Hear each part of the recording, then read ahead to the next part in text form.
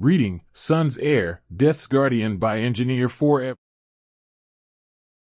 21. Percy nudged Annabeth, prompting her to groan and reluctantly ask, "Would someone else like to read?" "I'll read," Jason offered with a shrug. He took the book and cleared his throat before beginning strongly. Chapter 21. Naruto looked at the rather distant boat littered with fire before looking at Percy.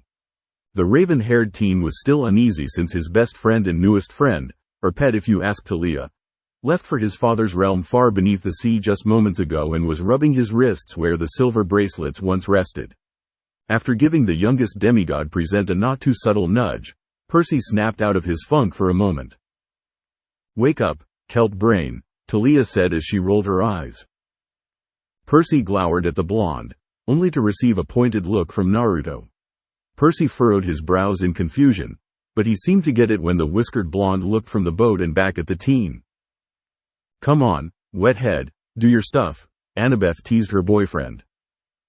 Reaching out to his bond with the sea, Percy willed the oceans to rise and douse the flames like he had done earlier to clean the group.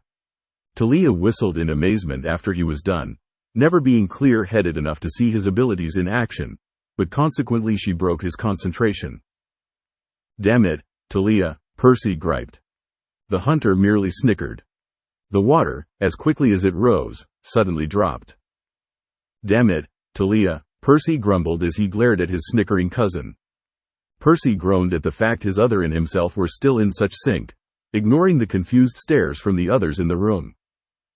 The two hunters shook their head, both also having slight smirks on their faces. "Aw, lighten up, Jackson," Naruto defended the punk demi-goddess with a smirk. "Besides, at least you're getting better. Maybe we should loan you out to the local fire department for practice. Hell, maybe we should call you Noah."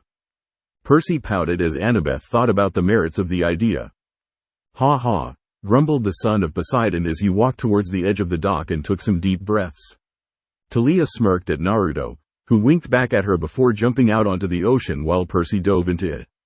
A silent challenge was shared between the two demigods and suddenly Percy shot off underwater like a torpedo. Naruto's eye twitched. "You little cheating son of a bastard, no one said go." Naruto swore. "Hey," Poseidon pointed out angrily. "So cheap, Percy, need a head start?" Nico questioned with a grin. Maybe he did, seeing as Naruto's outpaced him most of the quest. Hazel giggled out. "Ha ha," Percy grumbled, before face-palming. "Damn it. Again?" Before he pumped chakra into his legs and he began to run. Soon enough he and Percy were neck and neck in their small race, but he lost when Percy gave himself a bit of a boost by forcing a small jet stream of water behind him. Yes, win. Consequently, the son of Poseidon slammed headfirst into the side of the boat, rocking it after he did. "No, fail," Talia countered with hilarity as she and the others laughed. Jason overcame his chuckling and resumed reading. The dazed demigod surfaced with a groan, making Naruto laugh. "Serves you right, Squid Boy," Naruto taunted before he suddenly became drenched in water from a mysterious wave.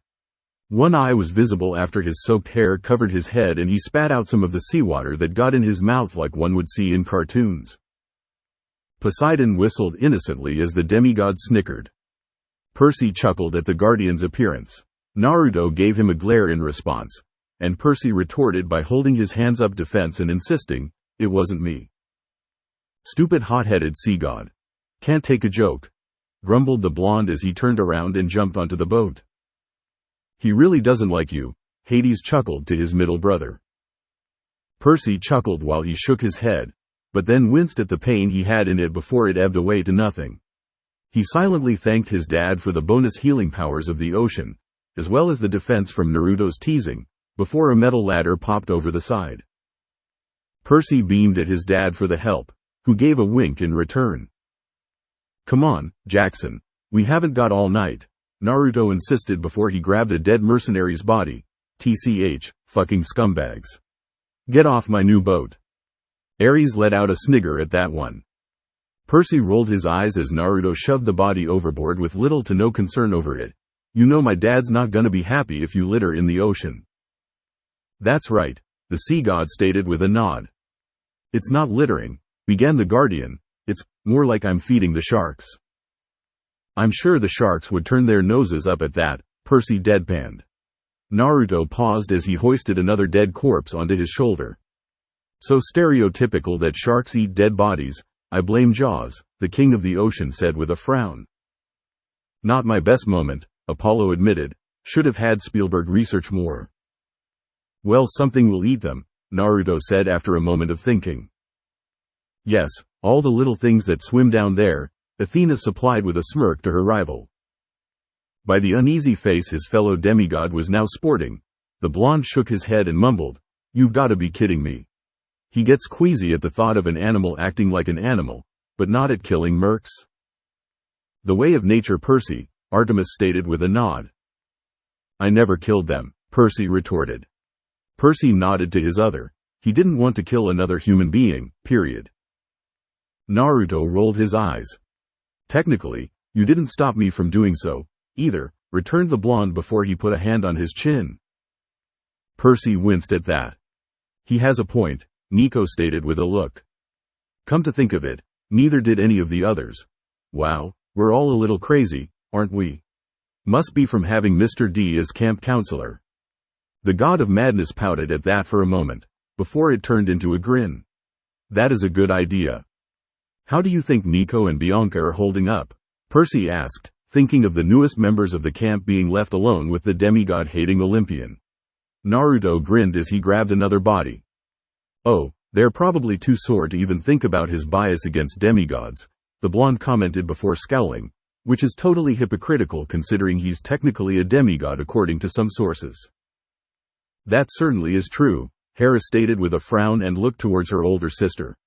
Hestia just gave her a kind smile. She didn't mind. "He's a what?" Percy asked with wide eyes. Naruto gave him a confused look. "You didn't know that?" he inquired. The son of Poseidon shook his head in the negative. Dropping the body on his shoulder over the edge, Naruto turned and stared at him incredulously before looking up at the changing sky. "Annie, by the gods, why him?" he asked pleadingly. "Why do you like someone that's so dumb?"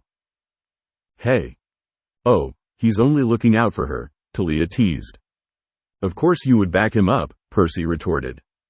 Talia narrowed her eyes and asked, "What's that supposed to mean?"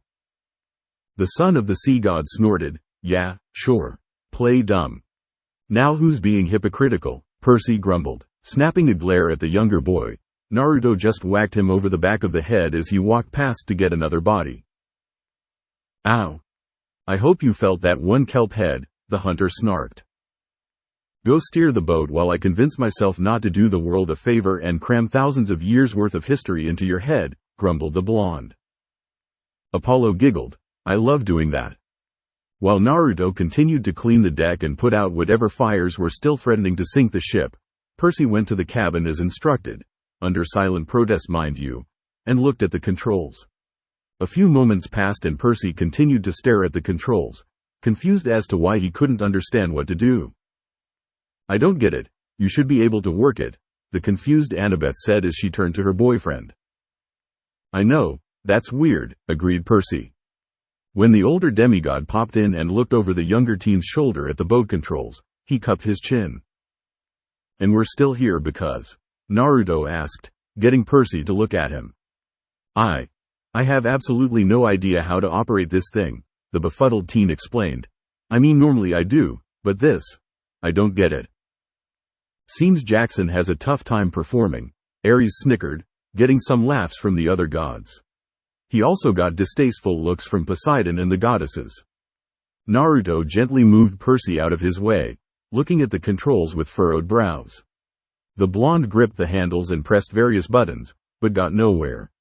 Following a guess, Percy examined the console with furrowed brows. He noticed a missing screw along the side panel that had a large gash going through it. The son of Poseidon showed this discovery to the blonde messing the controls, making Naruto groan as he saw it. "I can only guess," Hephaestus stated with a frown, already seeing the issue through the visual. Reaching into his kunai case, the blonde withdrew one of the weapons, using it as he was trained to when in this sort of situation. That was the beauty of the kunai. It was a Swiss Army knife for shinobi. Unscrewing the rest of the small screws, Naruto popped the panel cover off and revealed a mess of wires, a few of which were cut beyond his ability to repair. Duct tape would not be the universal savior here. Works for almost anything else though, Leo stated firmly. Well, that explains why we're not moving yet. And here I figured you'd have learned how to operate one of these without it all intact. Or I might be mixing up demigod perks again, Naruto commented. That's the same as saying I should have a master's degree in horse training, Percy stated. Before shrugging, oh well, guess we go to Plan B. Plan B? Percy asked. Naruto merely gave the teen a grin that made the son of the sea god's spine slowly wither away. The blonde held his hands up and took a step towards the teen, making Percy instinctively back away. Just hold still for 1 second, Jackson, said the older demigod as he continued his slow approach. Help? Percy said and felt sorry for his other. I need an adult? Percy mumbled out of fear. I am an adult, Naruto replied as his grin widened. Oh poor Percy, Annabeth feinted distress. Hey, they got the boat to work, Talia said as the ship made its way back to the docks. She then furrowed her brows as she spotted something on the deck. Is that Whiskers?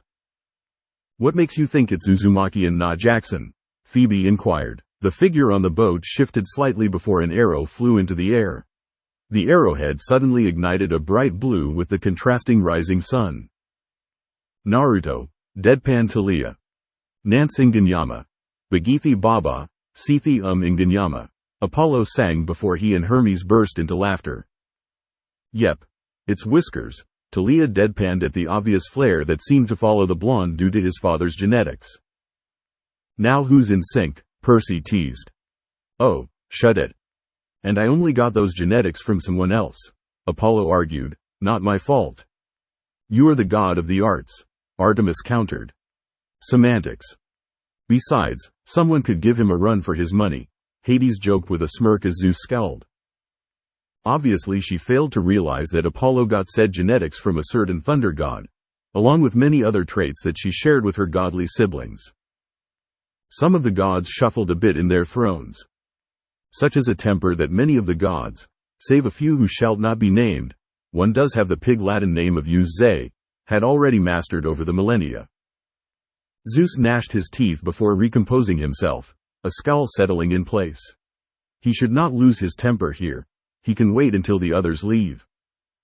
I'm going to brain him, Talia said with a twitching eye as she watched her crush, if she could still call him that.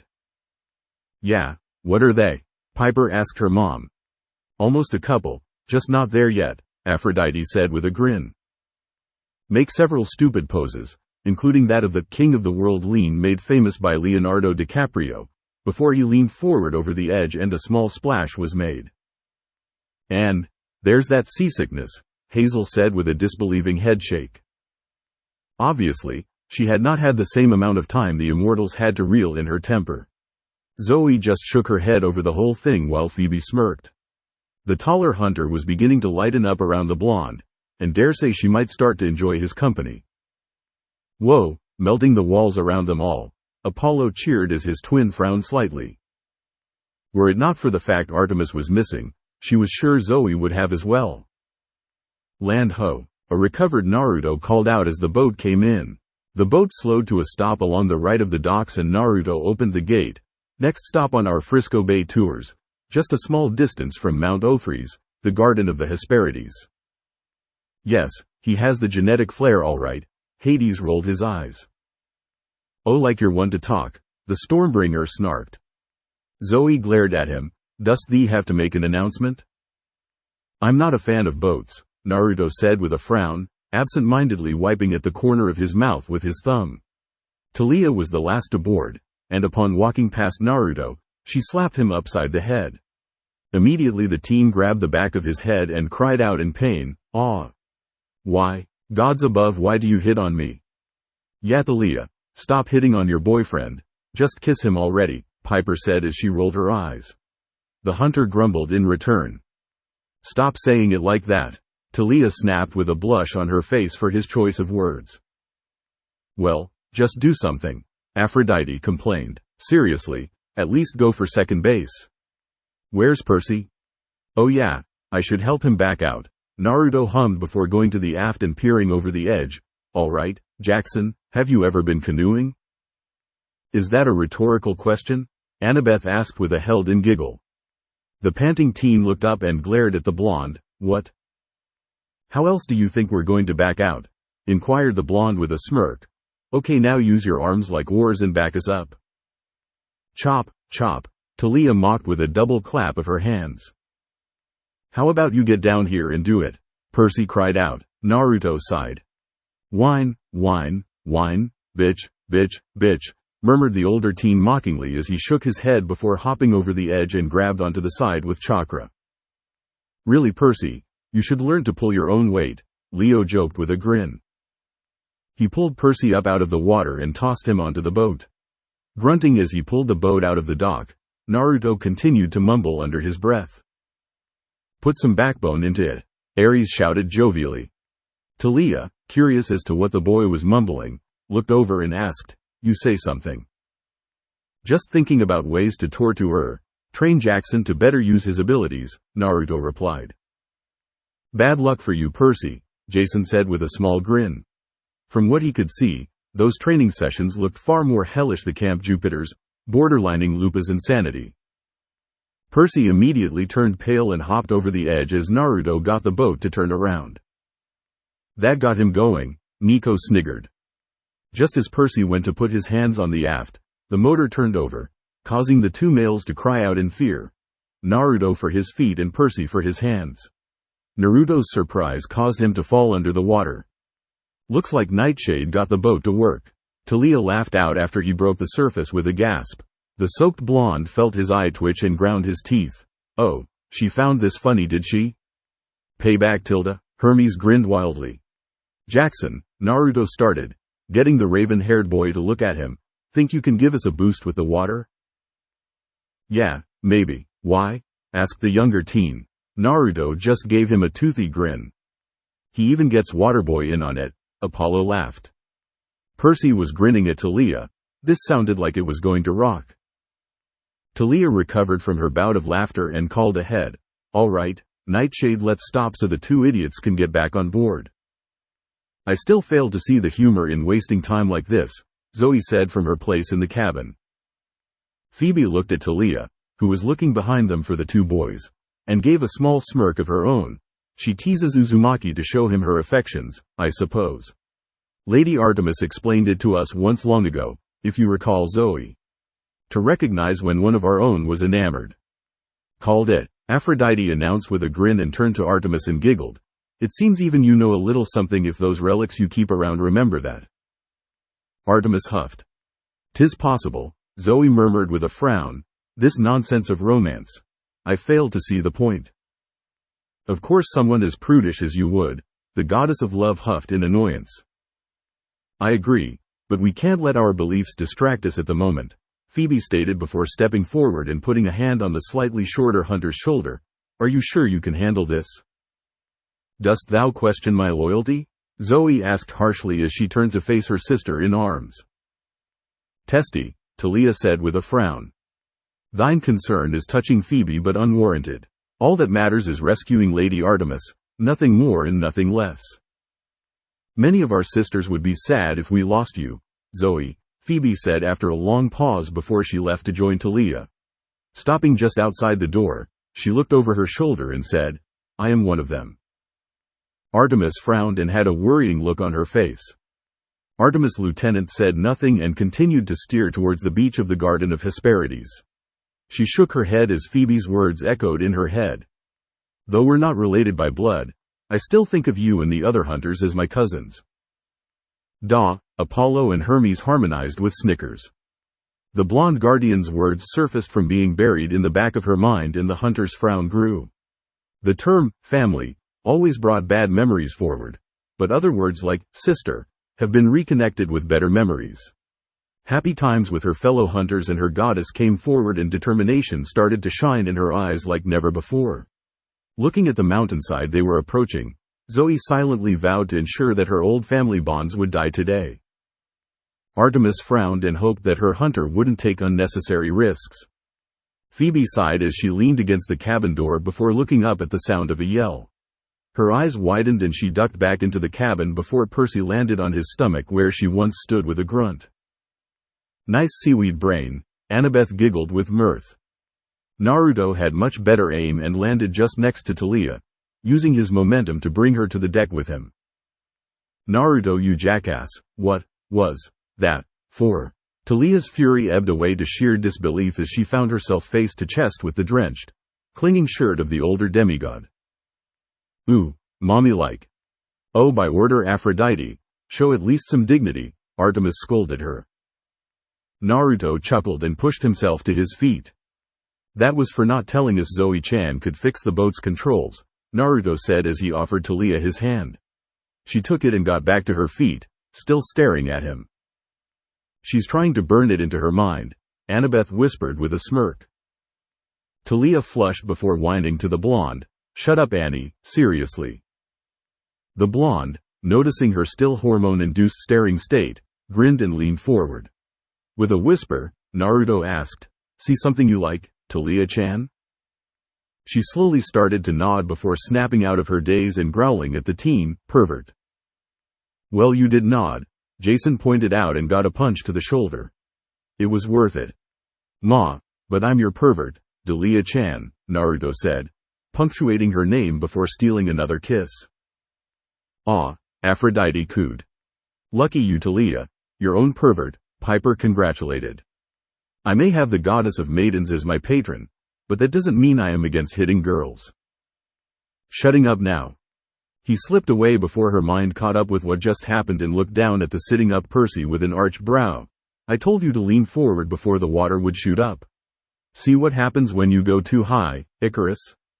Ouch, painful example, Nico said with a wince that Percy shared. Just wake me when we get there, Percy mumbled as his eyes drifted shut and his head leaned back against the boat's cabin, the action taking a lot out of him. Naruto shook his head in amusement, patting the teen on the head as he walked past. As far as he was concerned, Percy earned his rest. Sure, he should be able to swim for longer while pushing a boat, but Naruto will remedy that with some training. Joy, Percy deadpanned. Do you enjoy risking your life, Uzumaki?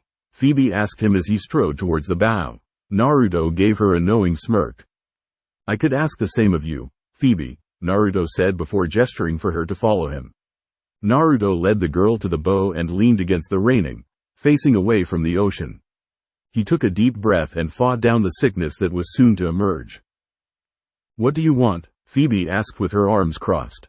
Naruto looked up at the slightly taller girl with a grin. I just wanted to thank you, he started, making her blink in surprise, for backing me up against those rude. Although you shouldn't have interfered, I could have handled it. He was going so well until he ruined it, said a disappointed Artemis as she shook her head. TCH, as I would expect from a man, Phoebe scoffed. Your pride ruins any heartfelt apology you would bring forward. That warrior would have killed you with his magic had I not interfered. Zing, back to Naruto, Hazel announced with a grin. It's jutsu, but whatever. In case you haven't noticed, I heal faster than the average demigod, Naruto pointed out with a frown, and there were civilians that aren't ready to see what my homeland can bring forward. This world may have guns and fancy machinery, but we have abilities that make the latest technology look like a joke. Challenge accepted, Leo said with his arms crossed. Your point? Phoebe asked. Naruto groaned. If any of those videos get tagged by the wrong human officials, my homeland would be brought into a world that isn't ready for them. This is true, Athena said with a nod. The mortals today are far too eager to advance in any way they can. I say they should meet, Ares said with a grin. Phoebe hummed before looking forward. Well, there's not much we can do now aside from our quest. Yeah, tell me about it. Naruto mumbled before groaning and holding his stomach. Give me a minute. He turned around and bent over the railing, releasing his stomach's contents into the ocean once again. He gave a silent apology to Percy's dad for pollution before he repeated the process, this time silently cursing the god for making waves. Well, there has to be a reason, Poseidon mumbled. Before it could become dry heaving, a hand was placed on his shoulder and turned him around to face the hunter that helped him. Phoebe suddenly shoved something into his mouth. "Eat it," she insisted, and upon doing so, the hunter then offered him a small flask. "Drink." "Ah, gods, what was that?" coughed Naruto after eating the incredibly dry leaf. He took the flask and drank with vigor before the taste got to him. Handing the flask back to the taller girl, Naruto asked through his coughs, "What the hell are you giving me?" "A root that soothes the nerves and some ginger tea," Phoebe replied before catching Naruto as he stumbled. "Easy, you're going to be a bit out of it with the first dose." "You're telling me," Naruto mumbled before coughing, "MN, damn if that stuff doesn't taste like shit, though." "An unfortunate side effect," Phoebe admitted as she helped the blonde steady himself. "Are you all right?" "I'm speechless," he replied, followed by a light chuckle. "And here I thought that I tried everything. Let it be known that just because my dad's the god of medicine, I know everything about plants." "Where did you learn that?" "Where else?" Apollo asked with a pout. "From a hogging sister." The goddess of the hunt crossed her arms. "You should have paid more attention when we were younger to the process and not just the end result." "Lady Artemis teaches some of us how to make use of the plants around us," Phoebe said with a small frown. "I would have thought Apollo would have her teach you the same." "Traditions cannot be sold," Artemis reaffirmed with a look to her brother. "I needed help with my tracking and hunting. Auntie Arte was more available than my dad. Not to mention I couldn't go to the camp considering my duties," Naruto informed her with a small frown of his own. "What do you mean? Apollo would have her teach me?" "Ah, the big question since the beginning of the book." Apollo grinned, but was panicking on the inside a bit. "We assumed that Apollo was blackmailing Our Lady into helping you. Considering you're a boy," Phoebe said, forcing her malice at the gender to stay hidden. "Not that stupid." "Some could beg to differ." "Whose side are you on?" Naruto clapped his head onto his face before giving her a stern look. "Dad didn't blackmail his own sister. He called in a favor." "Oh, thank us," Apollo said with sagged shoulders of relief. "Why do you think he was able to stop to give us all a ride back to camp after we found Nico and Bianca? He owes Auntie Arte for teaching me some of her exclusive tricks of the trade. Why do you think I could smell the boar coming?" "Pan blessing," Hermes deadpanned.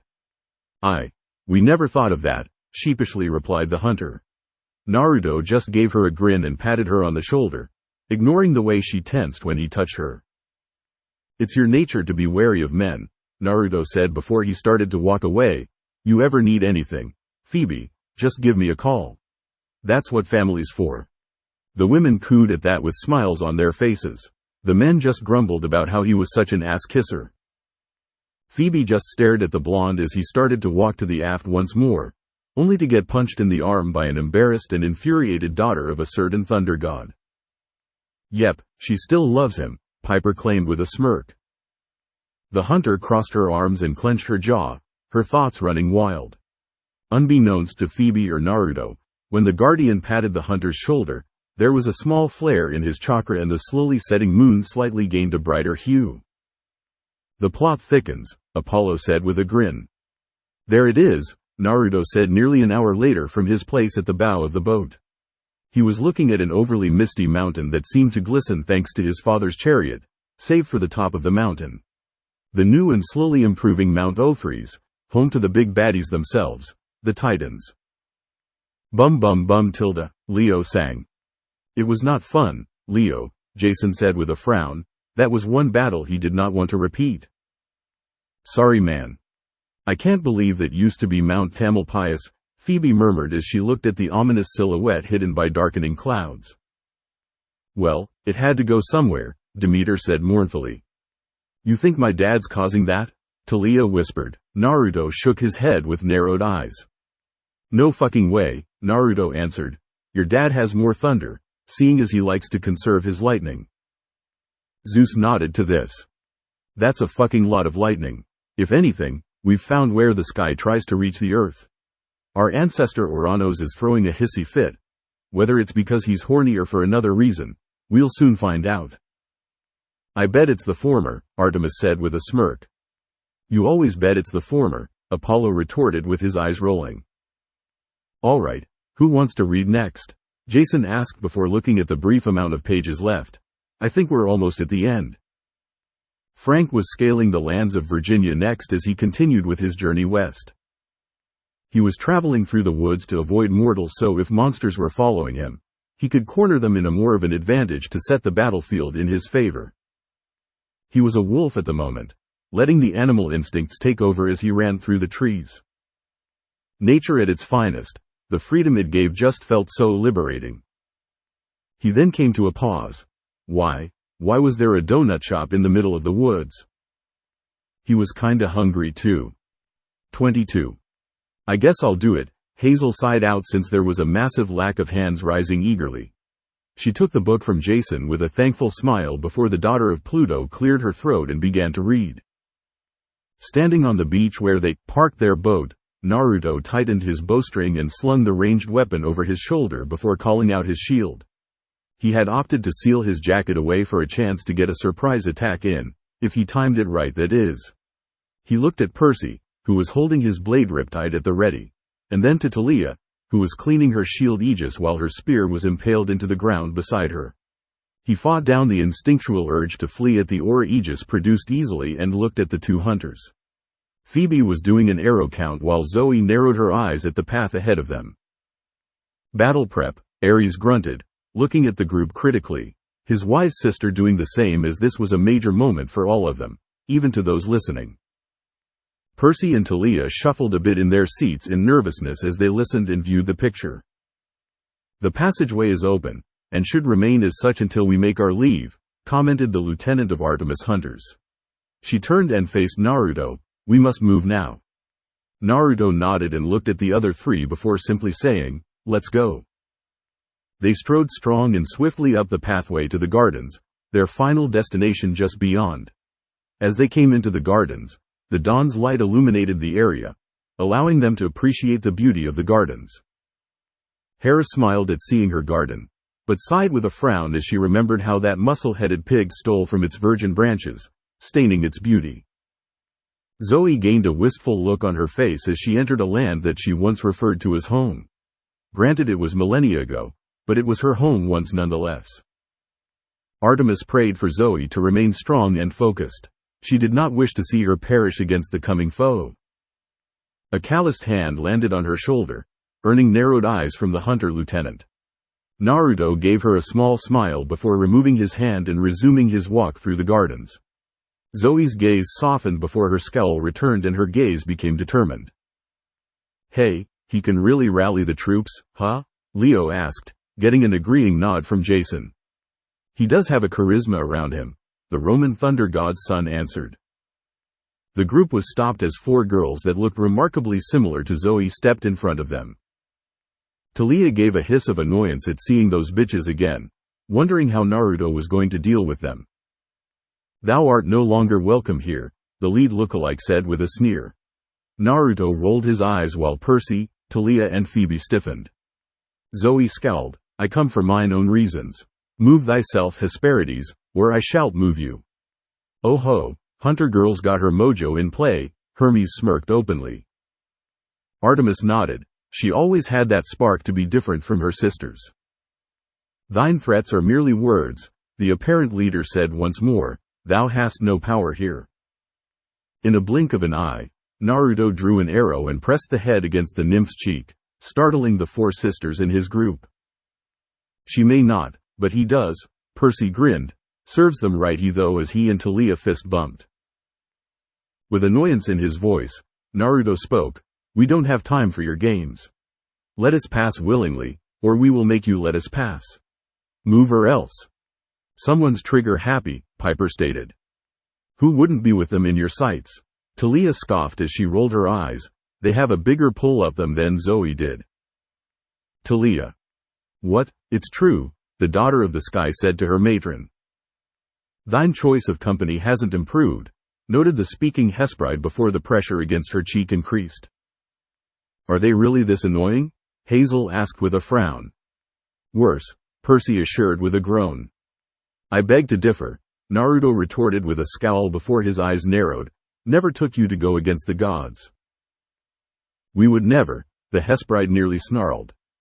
Artemis scoffed with a sneer. Even Hera shook her head. She may have to have a talk with them since she had not been told about this during Artemis' return to Olympus. As I said, I never took you as such, the blonde said, but you really are in our way, stopping us from rescuing a goddess. And now they're stuck, Annabeth spoke with a stern gaze to the screen. Naruto had basically trapped them with words alone. The Hesperides behind the speaker shared a very brief glance that Percy nearly missed had his adrenaline not been skyrocketing. Another Hesperide stepped towards Naruto, causing Talia to bring her spear up and stop the nymph's advance. The Hesperide glanced at the daughter of Zeus, whose electric blue eyes sparked lightly as they narrowed, before returning her attention to the one with an arrow against her sister. We only protect our garden, the new brave Hesperide said. No need for violence. Bull, Ares grinned. Violence is always needed.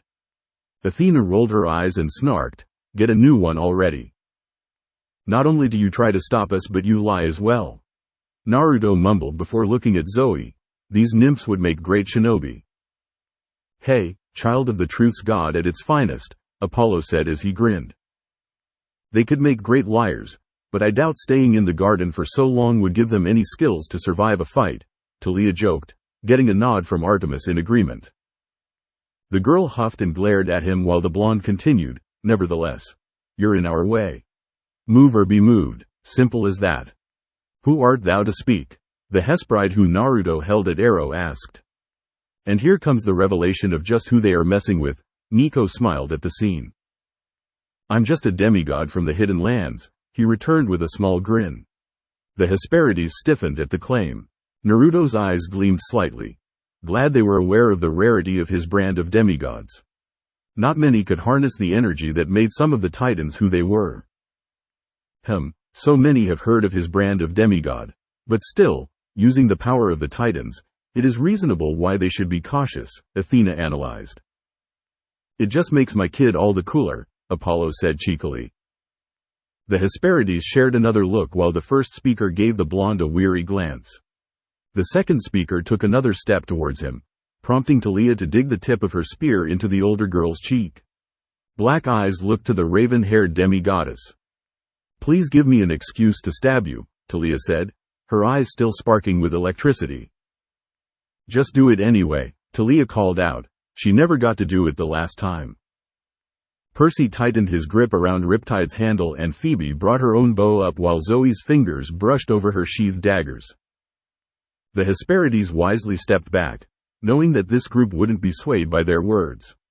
3 of the 4 stepped back before disappearing into the mists, the final one staying in place before smirking at the blonde. Thou shalt not reach the mountain, she taunted. Not one has yet to get past Layden. Wow, having your pet cover for your lack of ability other than smooth talking, which failed, so pathetic, Piper mocked. Well, not everyone can smooth talk and fight like us honey, her mom stated with a grin. Keep talking, I can't wait to see the look on your face when I prove you wrong, Naruto said with a grin, I live to disappoint. Zing. Oh, act your age, you're ruining the story, Artemis huffed to her brother. The Hesperide scowled at him before she followed her sisters and backed away into the mists. Naruto lowered his bow after a tense second and mocked her under his breath. He then looked at Zoe with an arched brow. How in the hell did you survive them before joining the hunt? He asked incredulously. The half-bloods snickered at the question as Artemis smiled. Zoe smirked at him, taking note of the twinkling in his eyes as he asked it, but kept walking rather than verbally answer him. The group quickly followed after her, taking in their surroundings with a mixture of awe and caution. At the back of the group, Percy leaned over to Talia and whispered to her, now we know where she got her charming personality. Percy stifled a laugh as Talia playful pushed him with a smile. The daughter of Zeus had to glare at him while trying to hold back laughter. The son of the sea smirked at his cousin as they gleamed at the screen with mirth. Their bodies tensed as one when an echoing roar came from somewhere nearby, effectively killing the humor. Darn, I like the humor, Leo pouted. Hazel rolled her eyes. Come on Leo, this is clearly not a humorous moment. It was 5 seconds ago. Zoe audibly gulped, for once allowing her nervousness to be seen her face. Naruto and Phoebe both nocked arrows onto their bows in preparation. As they neared the Mountain of Despair, another roar echoed nearby. Naruto stopped walking, causing the rest of the group to stop as well. He slowly drew back the bowstring and made his way to a fallen pillar that looked as though it belonged on Olympus or on a ruin in Greece. He crouched behind the construct, peering over it and paling at what he saw. "Who wouldn't?" Percy murmured, rubbing his hands together, remembering that whopper of a monster. "I was lucky to be able to fly over it," Jason spoke, as the Legion had to go through the dragon or stall it for others to make it to the top during the Second Titan War. "Gods above," he silently exclaimed as his eyes widened before looking back at the still halted group and motioning for them to join him. Once Percy, who was at the end of the line, had joined them, Naruto gestured to what lay beyond their sanctuary. Percy couldn't believe what he saw, a monster that would rival the Hydra in its amount of heads, though they varied in size. It was large, larger than the Nemean lion even. Dark green scales covered the monster's powerful build. Two dark spike-like protrusions jutted out from the shoulders and the back of the legs of the dragon, the same color and make of the claws on its feet. On its chest, just below the primary neck, was a golden plate with a chain attached to it. The chain's purpose was unknown to the boy, but he was most concerned with the heads. All of them had sharp, gleaming teeth dripping with saliva. Plated scales protect its heads and necks, and every head had two yellow piercing eyes similar to that of a serpent. How did he know that last tidbit? My dream of Musclehead, I guess, Percy thought out loud as he rubbed his chin. Leo turned to his friend and asked, "You seriously had to fight that thing?" "Like I said, I flew over it. Some of the Legion weren't so lucky," Jason said as his head shook sadly, briefly remembering those who fell. "Get down, you idiot," Talia hissed as she pulled her raven-haired cousin back from his staring contest with the largest head of the reptilian monster. "Really, Percy? Did the Jungle Book not teach you anything? No staring into a serpent's eyes, bad mojo," Talia scolded, teasing. Percy just stuck his tongue out at her. "So who else saw what I saw?"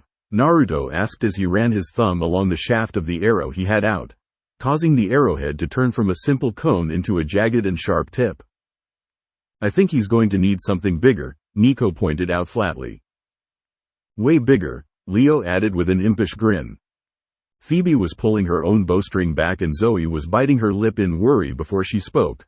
"The entrance to the mountain lies just beyond Layden. I was hoping he would have been asleep." "She woke it up the last time," Percy said with a shake of his head. "I know, but this thing is in attack mode now," Talia groaned a little. "Well, Naruto's done well so far, maybe he has a plan?" Annabeth supplied as she thought of our plan against the many-headed dragon. "You know that thing?" Percy asked with surprise in his eyes. Naruto looked at the lieutenant of the hunters, silently urging her to continue. "Layden was a friend," Zoe softly admitted. "Before he came, I would often play with Layden like a child would their dog." "She did not just call that thing a puppy," Leo muttered in shock. "I think she did," Piper whispered to him in disbelief. "Leave it to the little prude to have such a tacky pet," Aphrodite said with an eye roll. Naruto, despite the seriousness of the situation, couldn't hold back his snort as he imagined the sight of the, nearly, always scowling face of Zoe smiling as she gave the giant many-headed dragon a belly rub or played fetch with it. He then avoided making eye contact with said girl lest he go back to that image. "Continue please, this just got weird, too weird," Talia said looking at the image. "Yeah." Zoe's stern image kind of died a bit after seeing that. Artemis smiled at the picture with a soft laugh. Okay, don't rush me," Hazel mumbled. Clearing his throat in an effort to get control of himself, Naruto then asked, "So how do we get past him?" "I could distract him, then thou wouldst have free rein to go through the entrance," Zoe suggested. "I'd join you afterwards." "Please no," Artemis urged quietly with a nervous look adoring her face. "If this was your show, that's probably what we'd do, but you're thinking like that lizard still likes you," chimed in the blonde guardian. Artemis let out a small sigh of relief. The situation was far from over, but this did improve the odds in Zoe's favor to live. "Time's passed. You look like the Hesperide. You sound like the Hesperide, but I got bad news for ya, Nightshade." He leaned into her face with a frown. "You don't smell like a Hesperide." "So he knows what she smells like. Does he know that out of all the people he knows?" the jewel user questioned with a raised eyebrow. "Maybe he just likes the way she smells," Leo jested. "Shut it, elf boy," Talia said with a frown. "Now are you mad at me for being right or just at the question?" the pyrokinetic asked with a smirk and chuckle. Sparks were his only warning and he stopped laughing. It'd still buy us enough time. Zoe started only for Naruto to lean back and bark out a laugh. Only for Phoebe to slam her hand over his mouth. Ahead of the fierce Layden swiveled in their direction, eyes narrowing. "Apollo's big mouth strikes again, only though his kid," Hermes joked. "Hey!" cried out an indignant Apollo. There was an audible shifting of stone as Layden stood. Pushing Phoebe's hand off of his mouth, Naruto said, "So much for making a plan. Then again, I do so love planning on the fly." "A powerful skill, but long-term planning gets far more done," Athena stated.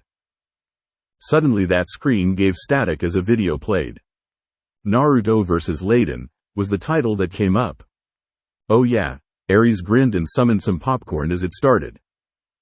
"What dost thou?" Zoe's question would remain unanswered as the blonde rolled forward from his place against the fallen pillar, stood up and took aim with his arrow and a grin on his face. "All Apollo," said the siblings of the god with deadpans. "He does it well," the father argued weakly with a nervous laugh. "Haladon tilde," Naruto sang, earning all of the heads' attentions, "duck." The dragon with 100 heads instinctively did so as he feigned releasing his arrow. The gods burst into laughter at the ploy, though those more reserved smiled. It was good idea and it seemed the dragon was well trained. "He really did that," Talia chuckled and slapped her knee a bit. Percy shook his head. This guy was so weird, but it worked. One head rose to check behind it for any sort of attack. Infuriated at being made a fool, they rose once more with a roar, making Naruto's grin turn almost vulpine. "He really does look like a fox," Piper said, seeing it really for the first time. Sure, the whiskers were cute, but the grin just screamed fox instead of something else with whiskers.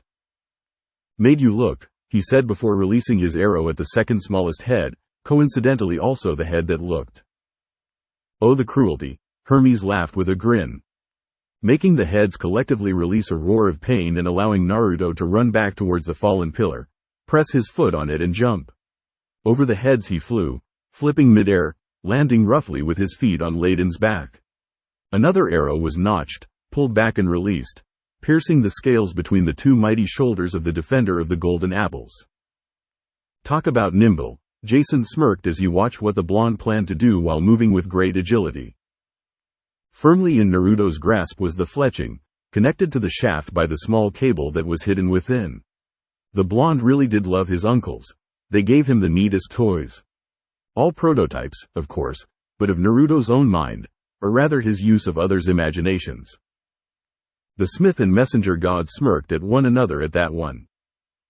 The second he discovered the comic book portion of that library back in Washington, D.C., his father's collection of every issue of every hero, he was struck with ideas, seals, jutsu, weapons. You name it, and he probably thought it up. It was him that brought these ideas to Hephaestus, who then went to a wall and slammed his own bald forehead into it multiple times for overlooking the imaginative ideas that came from the blonde. Ares snickered at his brother while the god of fire glared at the scarred battle junkie.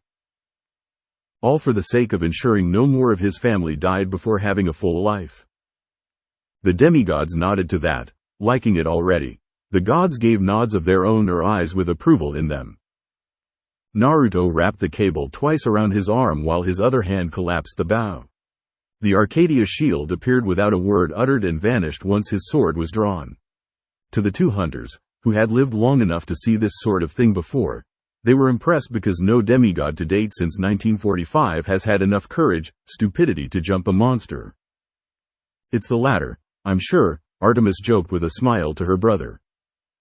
Apollo waved his hand. Nah, that is so the former Arte, you'd have to be blind not to see it. What do you think, Talia? Aphrodite smirked with amusement. Talia blinked at being put on the spot and replied unsurely, both. I can go with that, Hermes said as he shrugged, getting some other nods of agreement. The two demigods, on the other hand, were amazed. Well, Percy was the only one wholly amazed by the spectacle. Talia was amazed, angry, jealous, and just a tad bit aroused. She admits it, yes, Aphrodite cheered as if she won some immortal lottery. Talia's face was priceless from how red it was, like she was on fire. Huh? She squeaked. Yes, Talia Grace, the mighty hunter, squeaked. Percy's grin was face-splitting. Amazed, like Percy, because she had never seen anything like that before. That can be agreed, Hazel said with an amazed nod. Angry because he totally just ran off and did something stupid, again. I know the feeling, Annabeth deadpanned at a sheepish Percy. Jealous because she had never seen anyone move with such agility, and didn't think she could accomplish that. With some training we actually can, Jason pointed out. Aroused because, let's face it, her father had a thing for power, and so does she. Of course she gets that from you, Heir rolled her eyes with a huff. And Naruto was all about the power at the moment. Oh gods, this is it, isn't it? The end of my life? The hunter bemoaned tragic and dramatically. Nobody, jump, out, and, help, Naruto shouted as he deflected the heads currently trying to sink their teeth into him with his blade. On guard, Piper cheered. That seemed to snap the others out of their gaze and get them to jump out. Talia and Percy prepared their weapons only to be stopped by Phoebe and Zoe. Go to the entrance. We'll join you shortly. He's giving the beast a distraction, Phoebe explained, somehow understanding the plan before them. Talia nearly saw red and jammed a finger in Phoebe's face. I'm not leaving him behind again, she snarled, electricity crackling around her eyes and clouds forming above her head. Ah, so sweet, Aphrodite gushed with her hands on her cheeks at the lovely declaration. Phoebe, seeing that this was a lost cause, groaned and shoved Percy in the direction of the entrance. The goddess of love huffed and muttered, it's never a lost cause. Zoe and Talia exchanged a glare before running from behind cover at the dragon. Layden hesitated for a moment when he saw Zoe, a few heads pausing and looking at her in interest. This allowed both Talia and Naruto time to cut and shock the mighty dragon. Zoe's apologetic eyes looked into a pair of Layden's before she raised her bow and took aim, taking out the head that she looked at. As the head flew back, Zoe felt a tear fall down her cheek. Artemis gave a sad frown for her longtime companion. This was without a doubt her most trying event in her long life.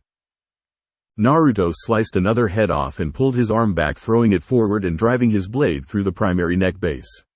The largest head roared in agony while a smaller head spun around and bit into the blonde's shoulder. No, Apollo said as he paled in fear. Shit, not good, Percy stated in shock. Talia's eyes widened, fear for her other's love interest filling her. Naruto released his own pain-filled cry, pulling his blade out and decapitating the head that had latched onto him. He almost fell off his perch due to the poison that started to flood his veins. He felt like he was melting from the inside out. Layden's fangs are filled with poison, Uzumaki, Zoe called out after she rolled under a swipe from the dragon's claw and released another arrow.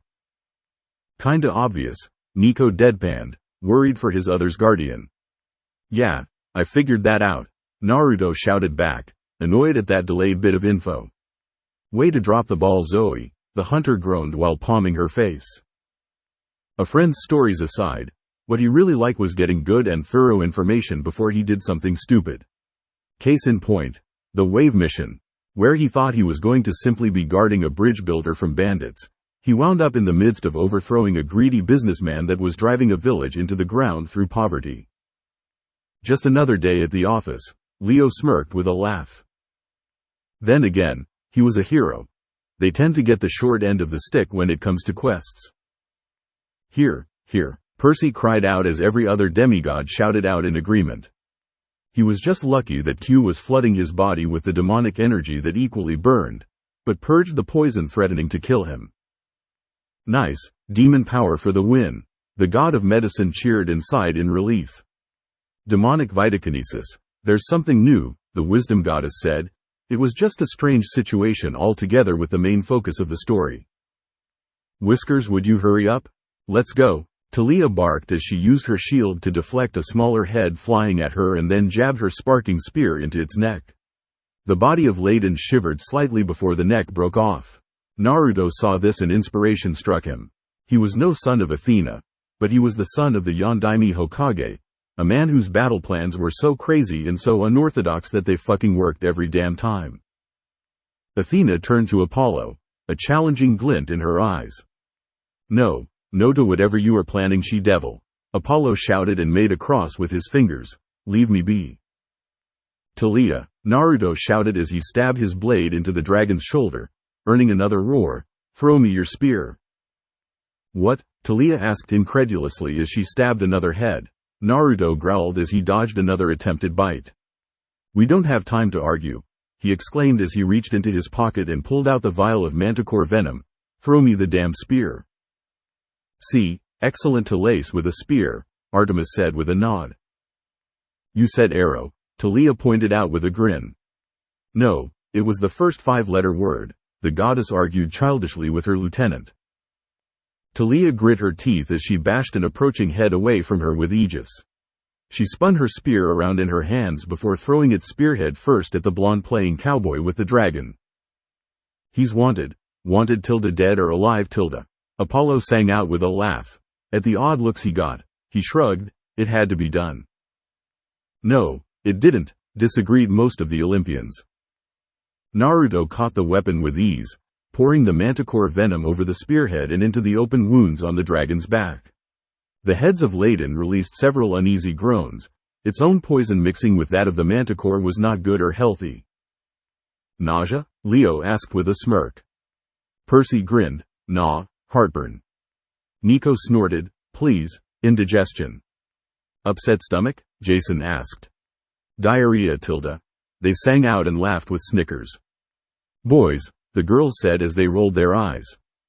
Naruto chucked the now empty vial behind him before gripping Talia's spear with both hands. Lifting his arms up, Naruto said, Sorry Nightshade, but we're gonna have to put him down. Oh, once again, PETA is going to be on his ass, big time, Leo stated with an elfish grin. As he finished with his distasteful bout of dark humor, he drove Talia's spear through the back of Layden's heavily scaled body, moving his hands further up the spear's shaft when he felt some resistance. Layden's heads were all roaring in anger, agony and dismay, a sound that brought even more tears to Zoe's eyes.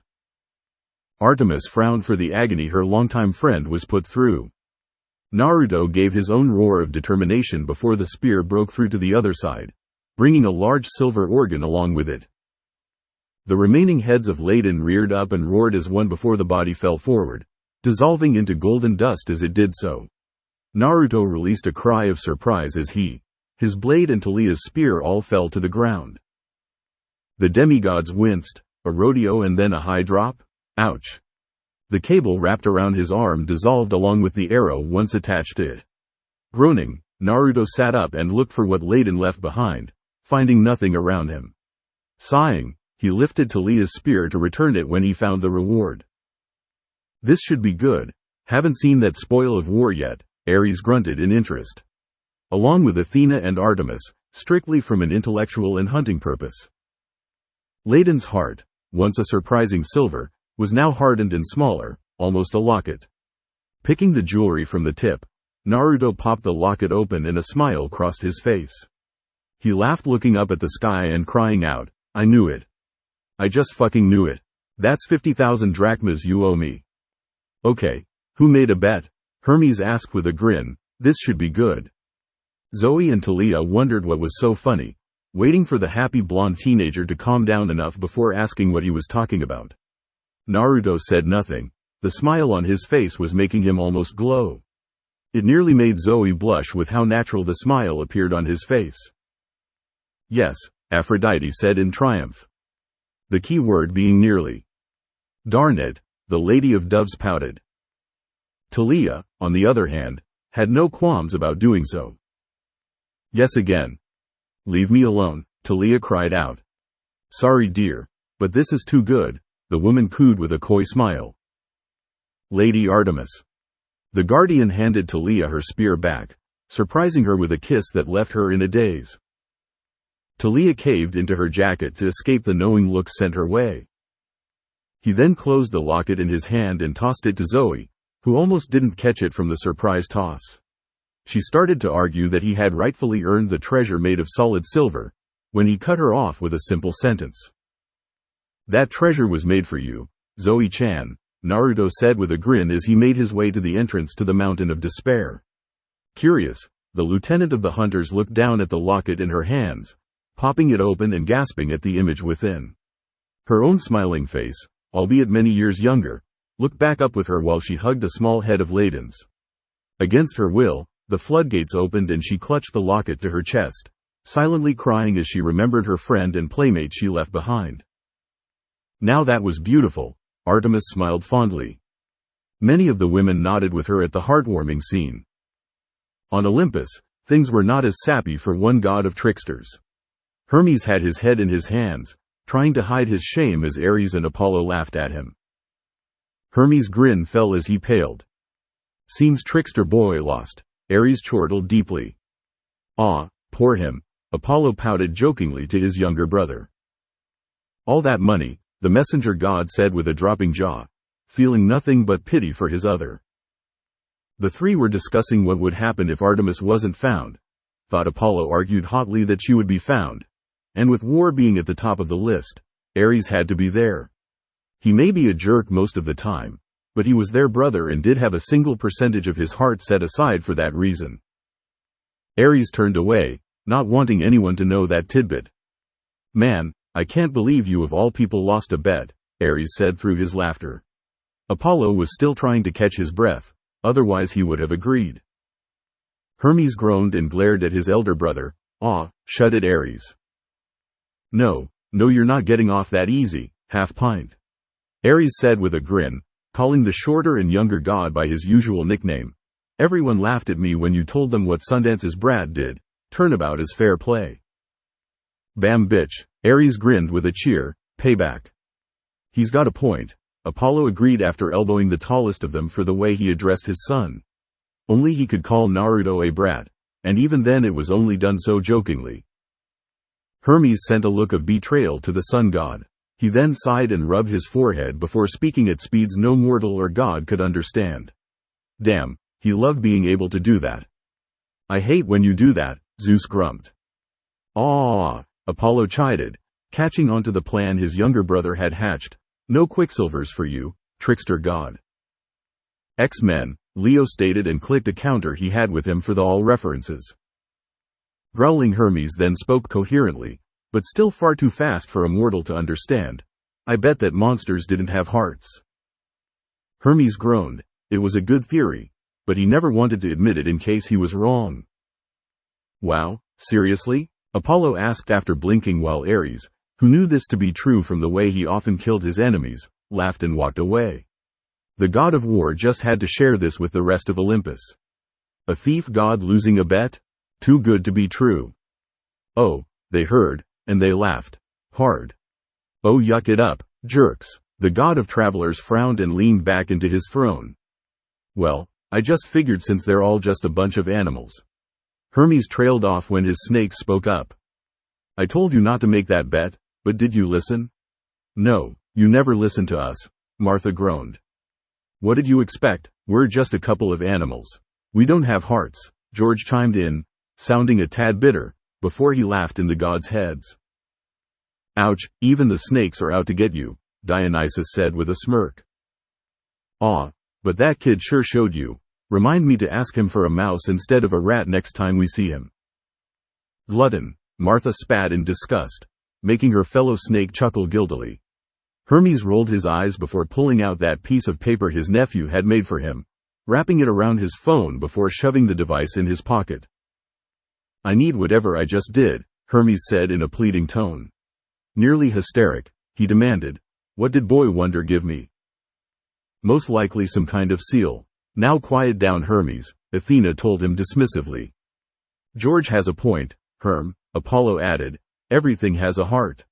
You should know better than that." "Yeah, I know, but damn it, I still have to pay up, don't I?" Hermes groaned. Apollo grinned, his smile nearly matching the one of his currently questing son. Yep. Well, so who killed Layden with you guys? Hazel asked as she closed the book. Percy and Talia sheepishly rubbed the back of their necks or looked away, depending on the person.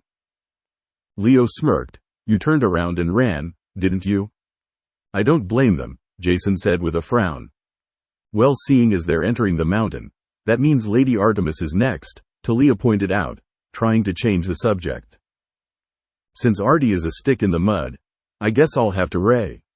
I will read, Artemis sternly interrupted her twin with a glare. Frank was tired after his long and deadly fight with that Hydra. How in the world did a monster come out of a donut shop? I mean, seriously. Seriously. He was now in Maryland, taking a peaceful walk down the Annapolis City dock. He was a legacy of Poseidon after all. The sea air just brought him a sense of calm and peace. He inhaled, and then exhaled. Peace. Until an arrow zipped past him. He whirled around as people fled the scene and he came face to face with another gerbil? The gerbil in questioned as a luscious black coat and a mustache. Gerbils can have mustaches? Hello, the gerbil said in a Spanish accent. My name is Inigo Montoya.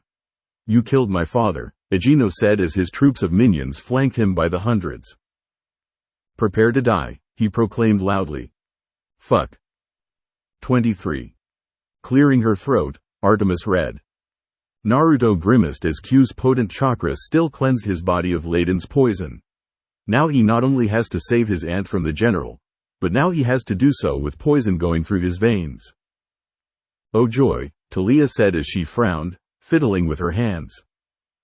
And then there's the fact that he has to find a way to get Percy to activate his trigger, which he's positive will happen if one of the quest takers takes a mortal wound for the waterlogged brain-wielding teen, and with his lineage, Naruto was the perfect choice to take the blow. Wait, what? Percy asked, not understanding him at all. I think he's going to do something major with you, Annabeth said in worry, and wondering why Naruto was doing it. Of course, he would be if Q's chakra wasn't so busy flushing the residue of that dragon's poison out of his body. In short, this is all shaping up to be a fan-fucking-tastic fight. Note the sarcasm. Noted, Leo stated, getting shoved by Nico for the stupid comment. Watch it, Whiskers, Talia hissed from behind him as he accidentally tripped over a rock, sending it clacking across the ground. Zoe was taking the lead, Phoebe right behind her and Percy in the middle. Naruto merely groaned again. Great, now his vision's spinning. What else could go wrong? Ah, the metaphorical words to induce Murphy and his accursed law, Hermes said as his head shook. Damn, the poison is really getting to him. I mean, sure it's good that it didn't kill him, but no way he can fight like that, Hazel stated in worry. I know, sure we adapt, but with something like that, it isn't adaptation. Just a crazy risk, Jason said. Not the best case scenario. Lady Artemis, the two hunters exclaimed as they entered a large cave in the side of the mountain overlooking the island. Naruto grinned slightly as they ran towards his aunt before he paled when he saw what she was doing.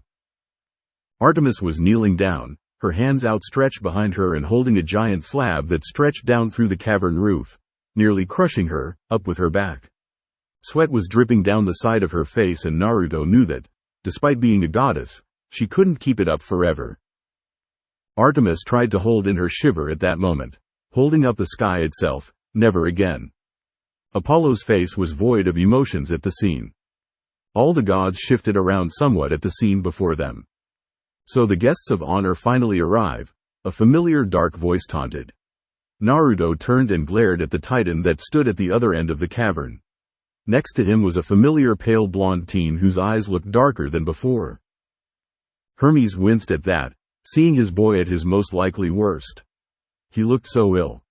Atlas, of course you're the general, Naruto mumbled loud enough for Percy to overhear. The blonde could hear the younger teen's gears in his head clicking the prophecy together, making him smirk slightly, before stepping in front of the group, his chest heaving slightly more than before. And here comes that wonderful shortness of breath that came with a lot of poisons. I hate when that happens, Apollo said, trying to joke to hide his worry. Hello, Naruto, Luke greeted coldly, before smiling warmly at the glaring daughter of Zeus, Talia. Luke, the girl spat in response. Talia frowned, wondering how her other was going to deal with Luke. She felt a hand grab hers and saw Annabeth squeezing her hand gently, making the hunter return the favor with a small nod. The tension was so thick you could probably cut through it with a knife. "I thought that Grover was with you," Luke said to Percy, borderlining conversation. The younger demigod didn't answer, making Luke hum before smirking mockingly. "Are you still mad at me for the stabbing thing?" "Just a bit, yeah," Percy replied with a glare. "Not the best way to last see someone," Percy mumbled. "Come on, Percy, just get over it already," Luke said before coughing into his hand. Clearing his throat, the teen started again. "Sorry about that. Just adjusting to something I ate. Before we get to the whole fighting and killing thing, can I ask a question?" "Wow, casual much?" Nico asked at the sheer arrogance Luke carried. "Tell me about," Percy said, a bit peeved. "You just did, but I suppose we could allow another," Naruto said. "Cheeky banter, even now?" Jason asked surprised. "There is always time for cheeky banter, dude. Always," Leo said in a serious tone, stopping Phoebe from running forward with a pointed look. The hunter growled and backed down, preparing her bow and aiming at the smirking titan. Atlas hadn't moved from his spot, preferring to watch with interest. "Ass," Percy and Talia said together with scowls on their faces. "Still making cute jokes, aren't you?" deadpanned the son of Hermes. Luke's gaze hardened and he asked, "Where is the Ophiuchus?" "Not here, obviously," Naruto retorted, his left hand slipping into his pants pocket as he leaned back to relax. While he didn't show it, aside from the slightly heavier breathing that could be mistaken for anticipation, Naruto was not ready to fight. Leiden's poison was proving quite difficult for Q to completely eradicate at the pace he was currently going. While he could just flare a shit ton of the former Biju's chakra to cleanse himself of the poison, the aftermath would result in Naruto being useless to the problem at hand, as that much potent chakra overrode his systems and always knocked him out. So he has a solution to the problem, but it would leave him worse than he already is.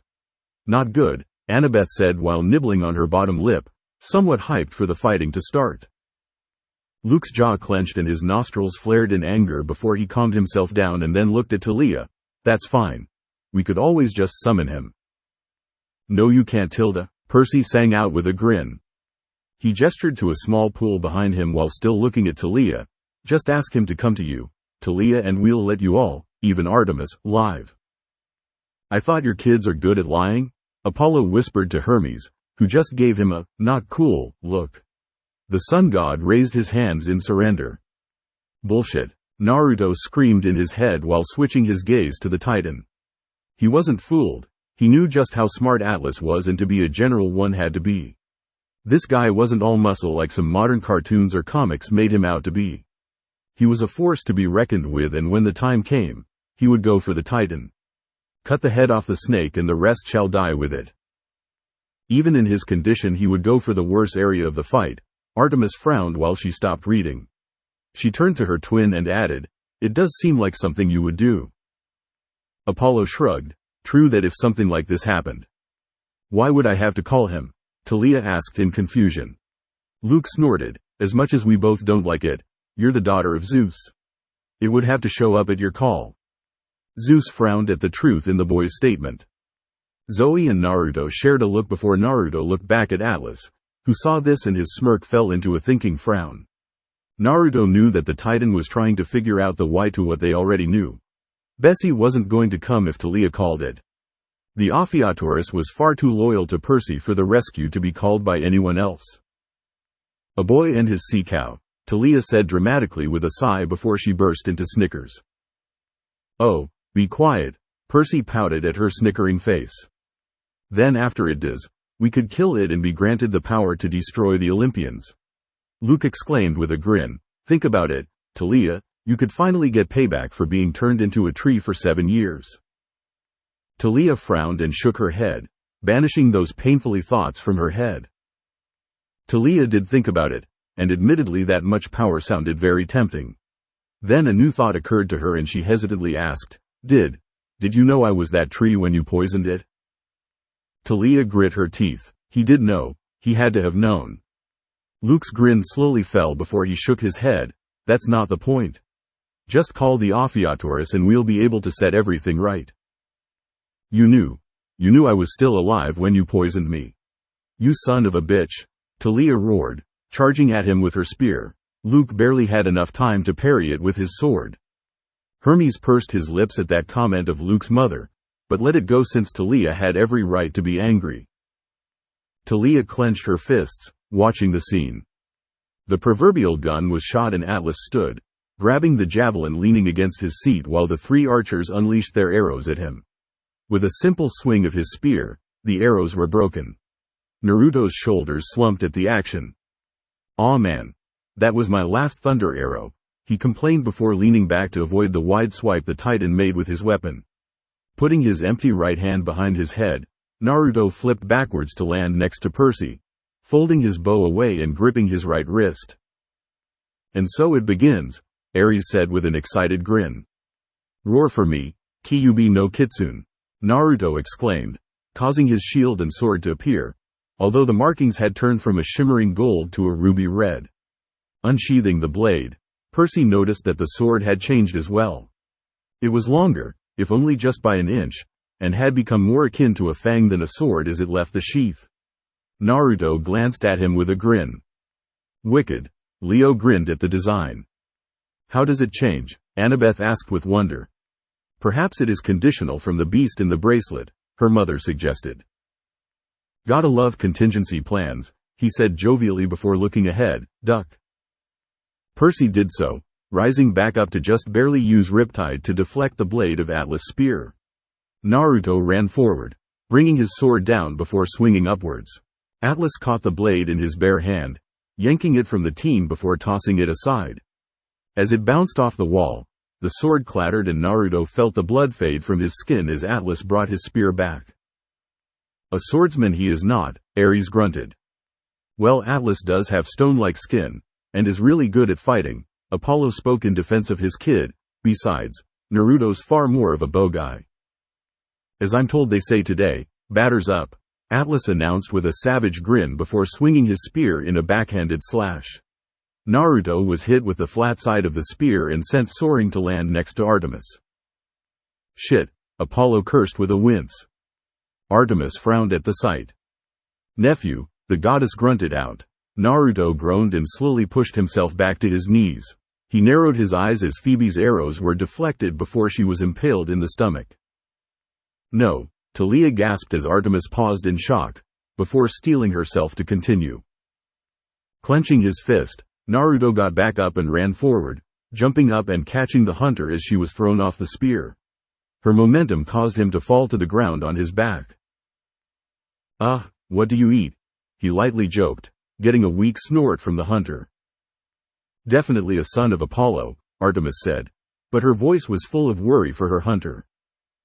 The demigods could feel the tension in the story alone as it filled the chamber. He laid her back on the ground, shifting himself to kneel next to her and placing his hands over her wound.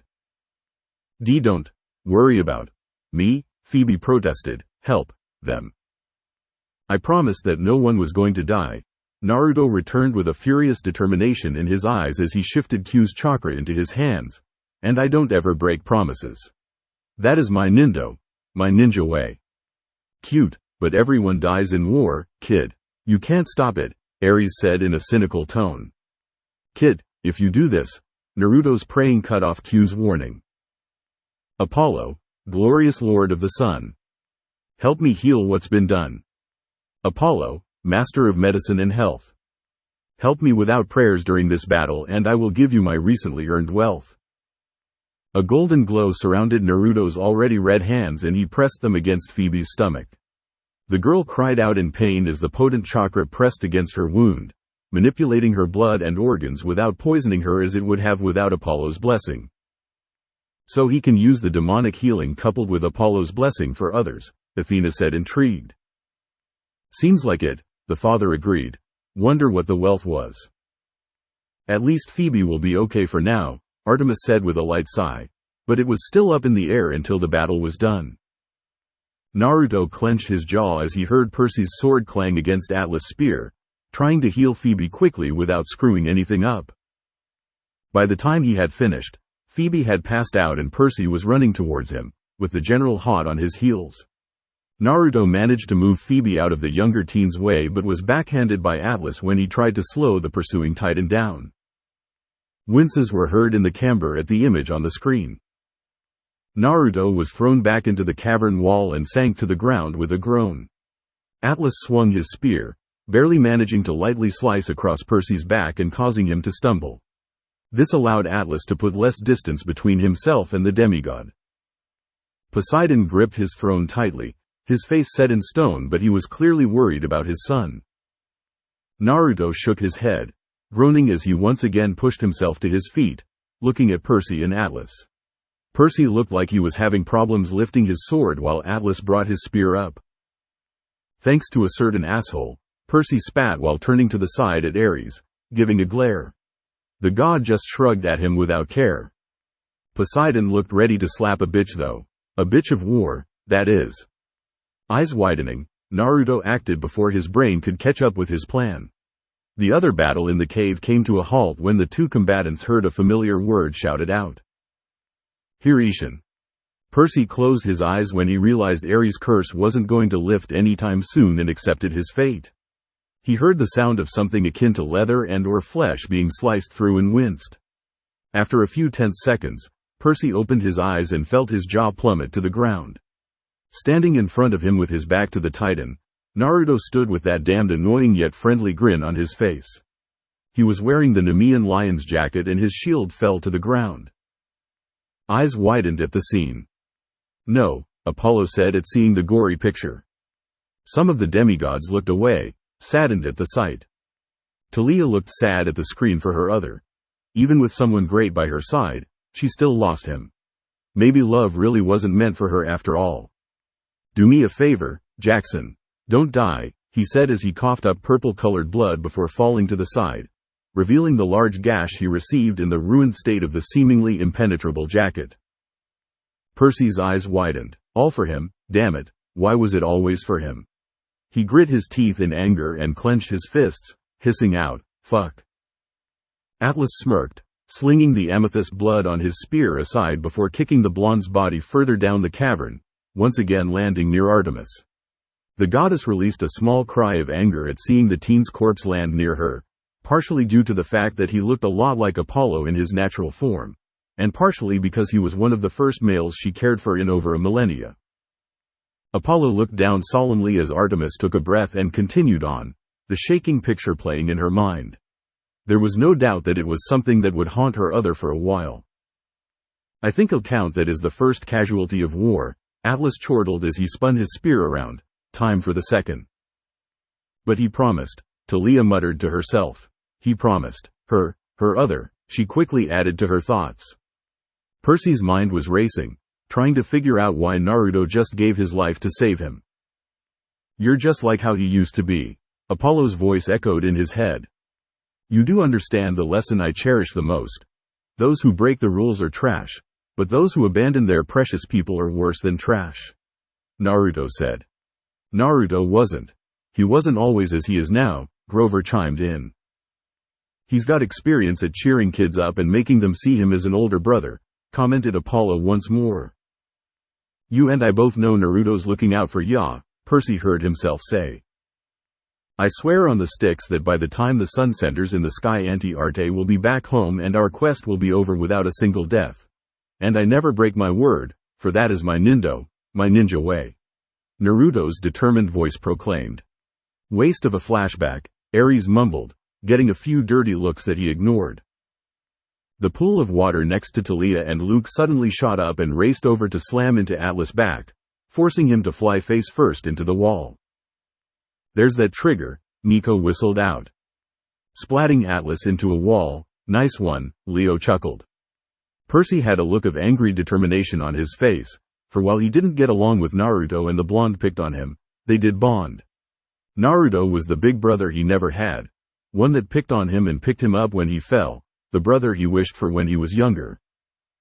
Ah, Percy wants a big brother, Talia teased, trying to lighten the mood a bit. Every kid thinks that once in a while, Percy countered as he rolled his eyes, his foot bouncing on the floor, eager to hear more. They may be otherwise according to blood, but this quest proved that blood isn't always thicker than water, the water in this case being the bonds of brothers. Ares' curse faded and Percy's green eyes seemed to gleam as he jumped up, landing on the still rushing water, and skated towards Atlas. Bringing his ancient blade back over his shoulders, Percy swung with a roar of anger. "Whoa, I have never seen an angry Percy before," Piper said. "It isn't pretty, that's for sure," Annabeth attested for a fact. "I'm right here," Percy pouted.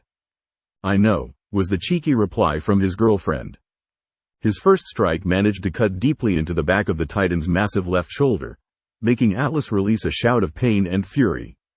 Percy brought his sword back up and over his other shoulder, slicing through the Titan's back. Percy brought Riptide back in preparation to pierce through the Titan's back as his instinct screamed for him to end it. Poseidon cheered for his son as some of the gods looked impressed at the two-hit combo. Atlas' hand moved and caught the blade in a manner that one would think impossible, Percy's anger draining and turning into disbelief as the Titan forced himself to turn around and glare at the boy. "Rage boost over," Hazel stated weakly. The rushing water came to an abrupt halt when Percy was punched by the giant fist of Atlas right in the gut, sending him soaring through the cavern to land on his back near Talia and Luke. "Okay, ow," Percy said for his other. "Hell of a hit," Jason mumbled with a wince. The girl cried out and turned to charge at the Titan, only to be restrained by her once friend in an arm-lock chokehold, which she immediately struggled to get out of. "Little upstart," Atlas snarled as the water around him crashed to the ground, its controller being winded from the blow. The Titan of the West stormed forward, planning on finishing that pest who tried to drown him, when a hand latched onto his ankle. "Shit, go kid," Hermes said in surprise. Talia felt her hope rise, but it was only for a fleeting moment as to what came next. "Leave them alone," Naruto coughed out as he hung onto Atlas' foot. Looking down, Atlas' fury grew, as the blonde he was sure was dead, glared up at him with defiance and purple blood pooling around his mouth. Rearing his other foot back, Atlas kicked the teen in the face with an angered, "Get off of me, demigod." "Come on kid, don't let that end ya," Apollo said under his breath. Even if this kid wasn't real here, he was someplace else, and it was killing him to see this. Naruto rolled and landed on his back, his chest heaving and his shield too far, not that it would make a difference at this rate. He coughed purple blood up once more, weakly raising a hand to his chin, taking some of the blood with his fingers before looking at it. Releasing a dry chuckle, Naruto felt his head roll back and closed his eyes. Done in by an oversized statue and the little pale traitor. This seems awfully familiar somehow, he mused thinking about Pain's plan and Sasuke's defection. He coughed again and his vision went blurry before darkening. "Dad, sorry." Naruto's breathing stilled and his head fell to the side. Everyone bowed their heads a bit to the child of the sun. Apollo looked as bright as a piece of coal, his eyes to the floor. Talia looked sad. After seeing him in this story, she thought her other could find happiness outside the hunt. Don't get her wrong, she loved being a hunter, but even she had moments where she hoped things had been different. Blue eyes with sun-like designs around the pupils snapped open, the pupils constricting with the amount of light he woke up to. Naruto blinked several times before sitting up with a groan, rolling his neck as he did so. He then got a glance at his surroundings and hummed. This doesn't look like Elysium," he mumbled before standing up. Looking down at himself, he found that he was wearing a white tunic with a yellow scarf around his neck and a similarly yellow sash around his waist. Sandals similar to the Olympians covered his feet and bracers adorned with Greek suns were on his arms. "Oh, stylish," Aphrodite appraised critically. "Yes, it is not Elysium," Hades said with a frown. "The boy died. He should be waiting for his boat to be judged." "That's partially because this isn't Elysium," a voice startlingly similar to his own said with a snicker, making Naruto turn around to find whoever spoke. The speaker was just a few inches taller than the blonde, with the same shade of hair and eyes. His face was much narrower, though, and he wore only a royal blue scarf, what looked like a white skirt with a blue sash, and the same sandals and bracers that Naruto wore. The look-alike grinned, his whiskerless cheeks being the only other difference between the two, and held a hand out. Nice to finally meet you, Naruto Uzumaki Namikaze. Who is that? Percy asked. Shish, Annabeth said to him as she listened eagerly. The gods were murmuring a bit, wondering why this person looked so familiar. Just Uzumaki, Naruto replied softly, slowly reaching out and grabbing his fellow youth's hand. Where am I? Who are you? In time, the other blonde said, retracting his hand and lacing his fingers behind his head. He then walked around Naruto, looking him up and down, before standing in front of the blonde with another grin. You look good, kid. Yeah, not creepy whatsoever. Leo mocked with a nod. Random stranger tells me I look good. Makes for great conversation. I don't swing that way, deadpanned the teen, making his unknown acquaintance laugh. After calming down, the unknown youth grinned once more. I know you don't. I know a lot of things about you. You love ramen to the point it's unhealthy. Same with the color orange. You wanted to be Hokage more than anything until you got to the States. You love moving fast in any which way you can. You'll do anything for your friends and family, and you think that you're dead. Accurate, Apollo said before that last line hit him and his eyes bugged out. Wait, he thinks he's dead? Yes, apparently this person says that he isn't, Artemis said after double-checking the line. She felt some relief for her other brother filling her. What, are you saying I'm not? Naruto asked. The youth grinned and tapped the side of his nose. That'd be telling, Tilda. He sang, making Naruto scowl. Patting the teen on the shoulder, the youth continued, Aw, lighten up, kid. Why so serious? What happened to the prankster? Did he grow up? This guy knows far too much about him, Jason stated with a frown. He kind of had to after he was given a quest, Naruto growled in annoyance. Well, no need to be a brat. I was just playing around, the youth said with a grin. You're very confused. Curveball of the day, we all are right now, Piper said with a deadpan. Well, yeah, wasn't I dead? Naruto asked, getting real sick of not getting straight answers. We all are. You were. 7 years ago, the youth said with a grin. The blonde youth raised his hands and waggled his fingers. Now you're in the Fade. Ooh, so scary.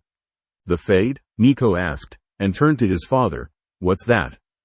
I've never heard of that term, the rich one answered with a frown. Is everything a joke to you? Naruto asked his fellow blonde. Only when I can make it so, was the retort. The teen's smile didn't die out, but that's not the question you want answered. I want to know where I am and who you are, Naruto reiterated. No you don't, Tilda, sang the youth as he flopped back and relaxed on the ground. Try again. Yes, I do, Naruto snapped. No you don't. Ois, really? Hermes asked with a groan. Yes, I do.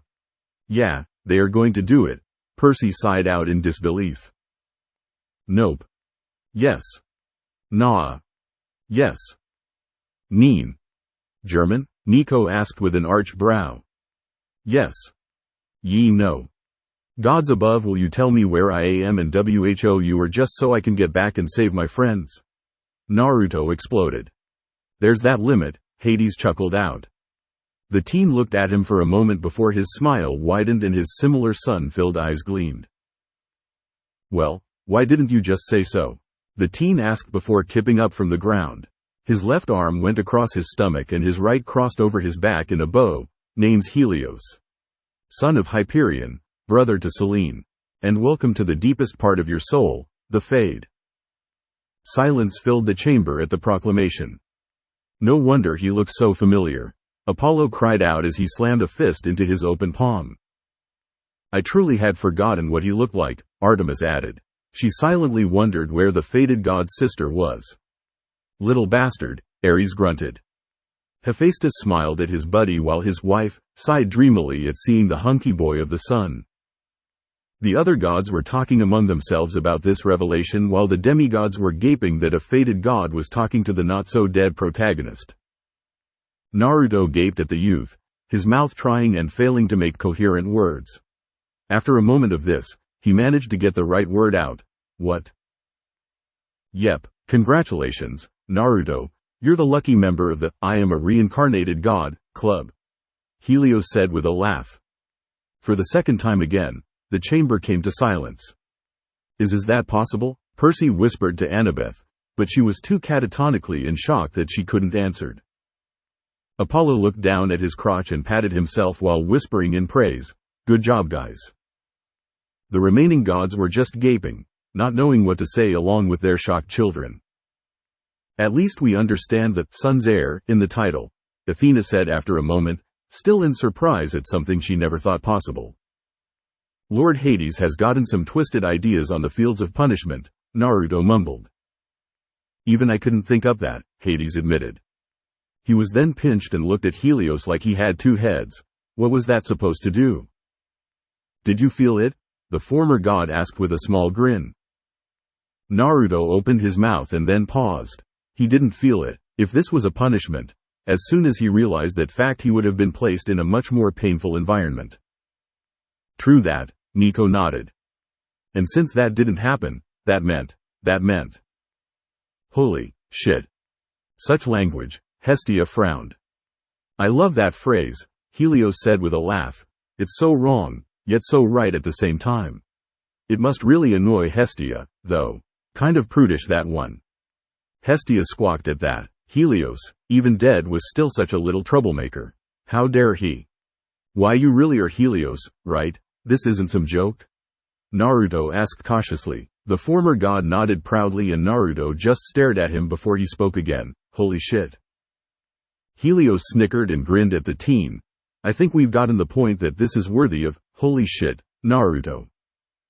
No, not really, no. You can say it a few times more, Hermes confessed as he slid down in his throne, totally confused and in awe.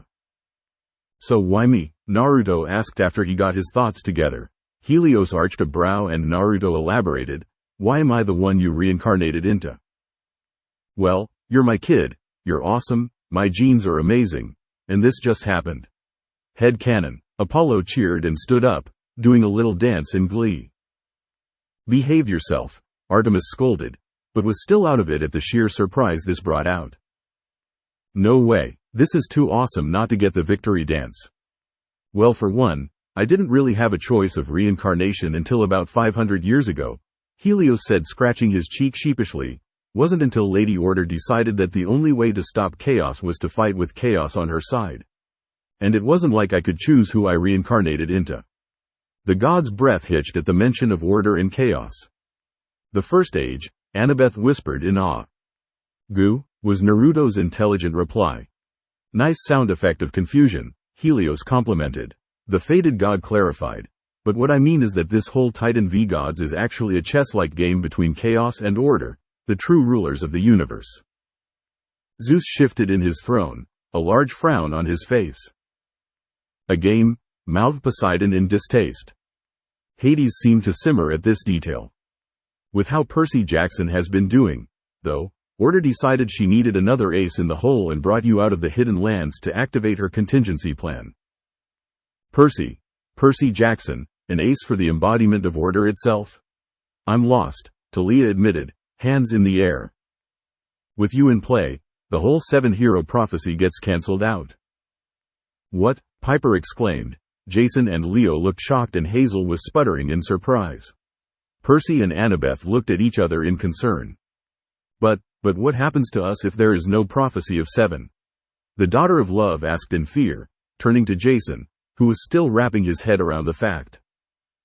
Are we just going to stay where we were? Leo asked, dread filling him. I don't know, the son of Jupiter spoke, looking as though he swallowed something sour. He didn't like it at all. And Chaos Plan, which is funny in itself because one would think he did things randomly, gets fucked up. Percy turned to his father and asked, so no Gaia now? It seems so, Poseidon nodded. Apollo whistled, all their known history changed just because of his kid, nice. Wait, are you saying that I'm not supposed to be alive?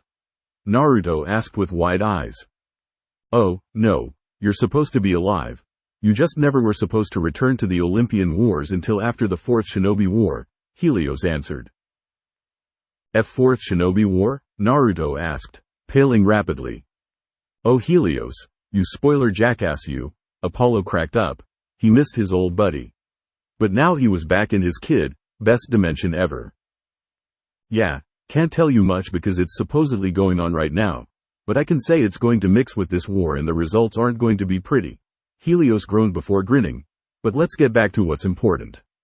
Why you and I are meeting. Do tell, Zeus ushered for his daughter to continue. I have a feeling this is going to result in a power boost of some kind, Naruto mumbled. But those kind of things always come with a catch. Indeed, most anime prove this, Apollo nodded in understanding. All his other power-ups have had a cost. I wonder what this one is going to be, Leo asked. Who knows, Nico replied, too interested in what was going to happen. Yeah, the catch is that Zeus is going to be doing a shit ton of damage control, baby. Helios crowed happily. What? Zeus shouted in surprise. Oh Helios, as charming as ever, Hades said with a snicker. I think this just became my current favorite book, Poseidon stated with a grin. The king of the gods glowered at his brothers, the backstabbers. As he started to glow, the sun is back, ain't nobody can stop me now. Amen to that, my brother from another mother, Apollo crowed happily back. What? Naruto repeated, covering his eyes as Helios became brighter. What do you mean?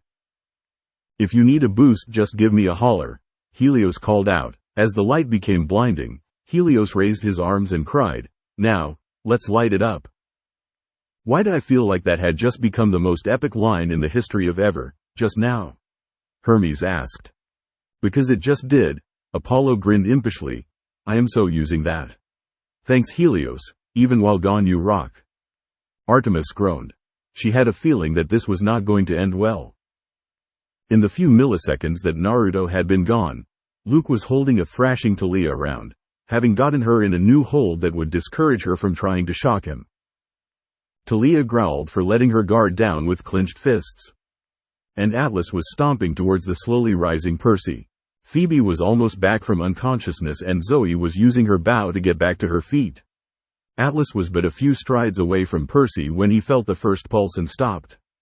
Slowly, almost mechanically, the Titan of Endurance turned around and his eyes widened. The viewing party waited patient for what would happen. Naruto's body was starting to glow, the purple blood turning into a mist-like substance as his body heated up. Eventually the glow became so bright that even the Titan had to raise a hand to shield his eyes. Gets that from you, Sunspot, Ares chuckled, while Apollo just grinned. His kid really did now. Another pulse of energy rippled through the mountain, making the few standing stumble as it pushed them while it washed over those trying to regain their strength. The golden glow encircled Percy, Artemis and Phoebe, making them feel warmer than they ever had before, not like being hot from the sun, but comforted in a hug. Well, a guy hug in Percy's case, Hazel joked, getting a few laughs from the others. Atlas lowered his arm and bared his teeth at what he saw. Impossible. You faded eons ago. Eat it, stone face. The sun is back, and better than ever. The current god of the sun stated an announcer from a boxing match. The few that could followed his gaze and Artemis' eyes widened in shock. Luke and Talia were sharing the same surprised gaze that was on Percy's face. The once bleeding and bruised blonde that laid near Artemis was gone. In his place a golden fire-encased teen with several blue Greek runes running up and down his arms, legs and across his chest. On the center of his head was the symbol of Olympus, glowing a bright blue. Now, he is hot, Apollo said as he grinned wildly. Lame, his younger brother said, but still grinned. It was an epic sight. Oh, he does pull it off well, Aphrodite admitted with a sly grin. Not now, Artemis said to her fellow goddess before she resumed reading. Naruto's eyes snapped open and the coloration had switched, with his whole eye being mostly gold while two blue suns centered in the orbs. His mouth quirked upward in a smirk and he shed the once impenetrable duster that he wore. Reaching into his pocket, Naruto pulled out a small scroll and opened it, unsealing his old jacket given to him by his father.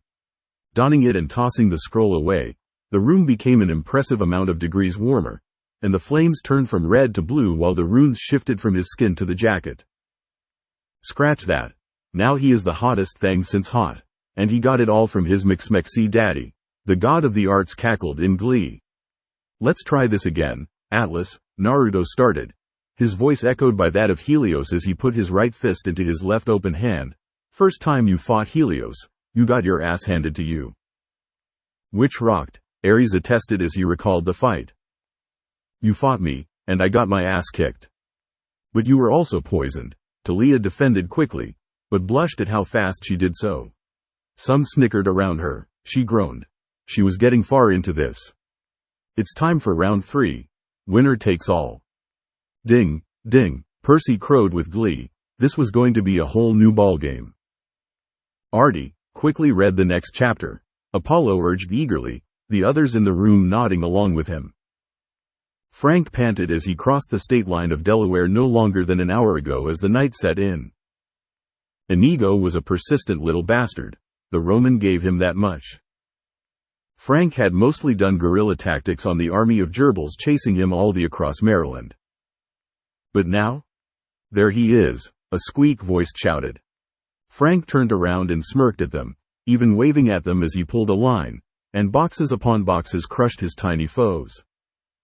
He was now in the closed Christiana Mall, and had set up some traps in Macy's. He quickly left the store and headed for the General Hunting store. It was time to go Rambo on these little turd nuggets. 24. Rolling her eyes at her twin brother's urging, Artemis continued as the chamber eagerly wanted more. On Olympus, the council was roaring with accusations and questions. So basically just another Tuesday? Hermes asked with a grin. Aphrodite was accusing Ares of using this plot to mess with her own plans. Aphrodite gasped and glared at Ares. The war god held up his hands and quickly said, I ain't that stupid. Much to Hephaestus' amusement. The smith god snickered while he received a glare from Ares.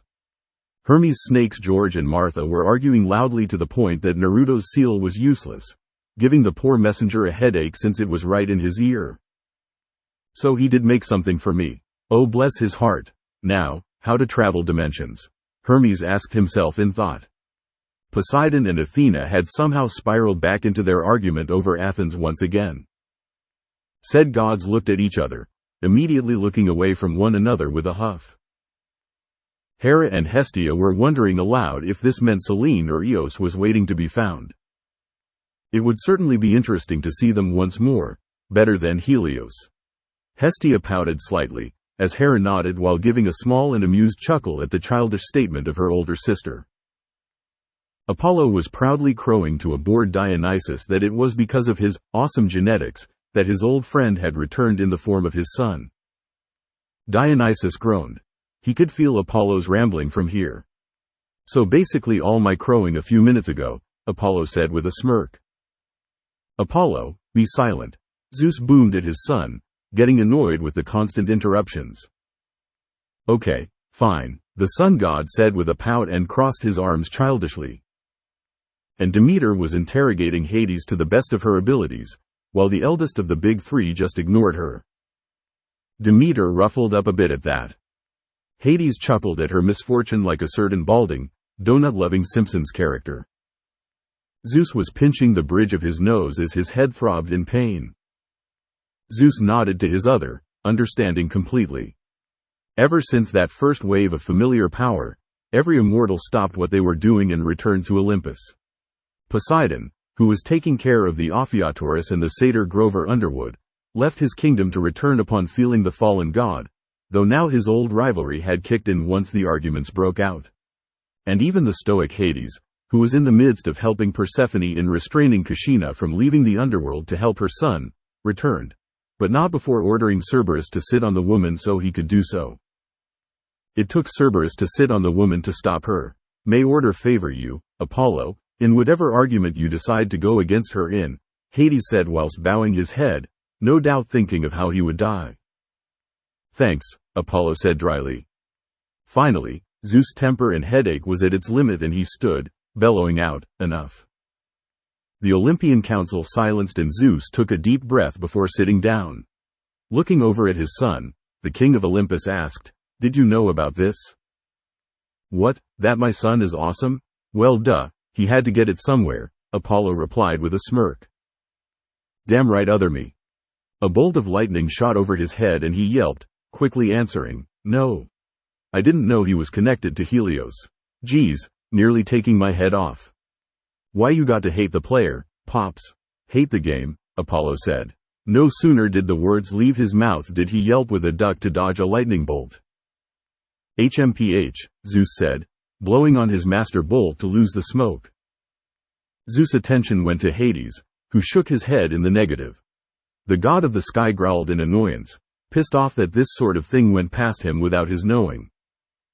All the time, Hades whispered loudly with a smirk, getting a growl from the king.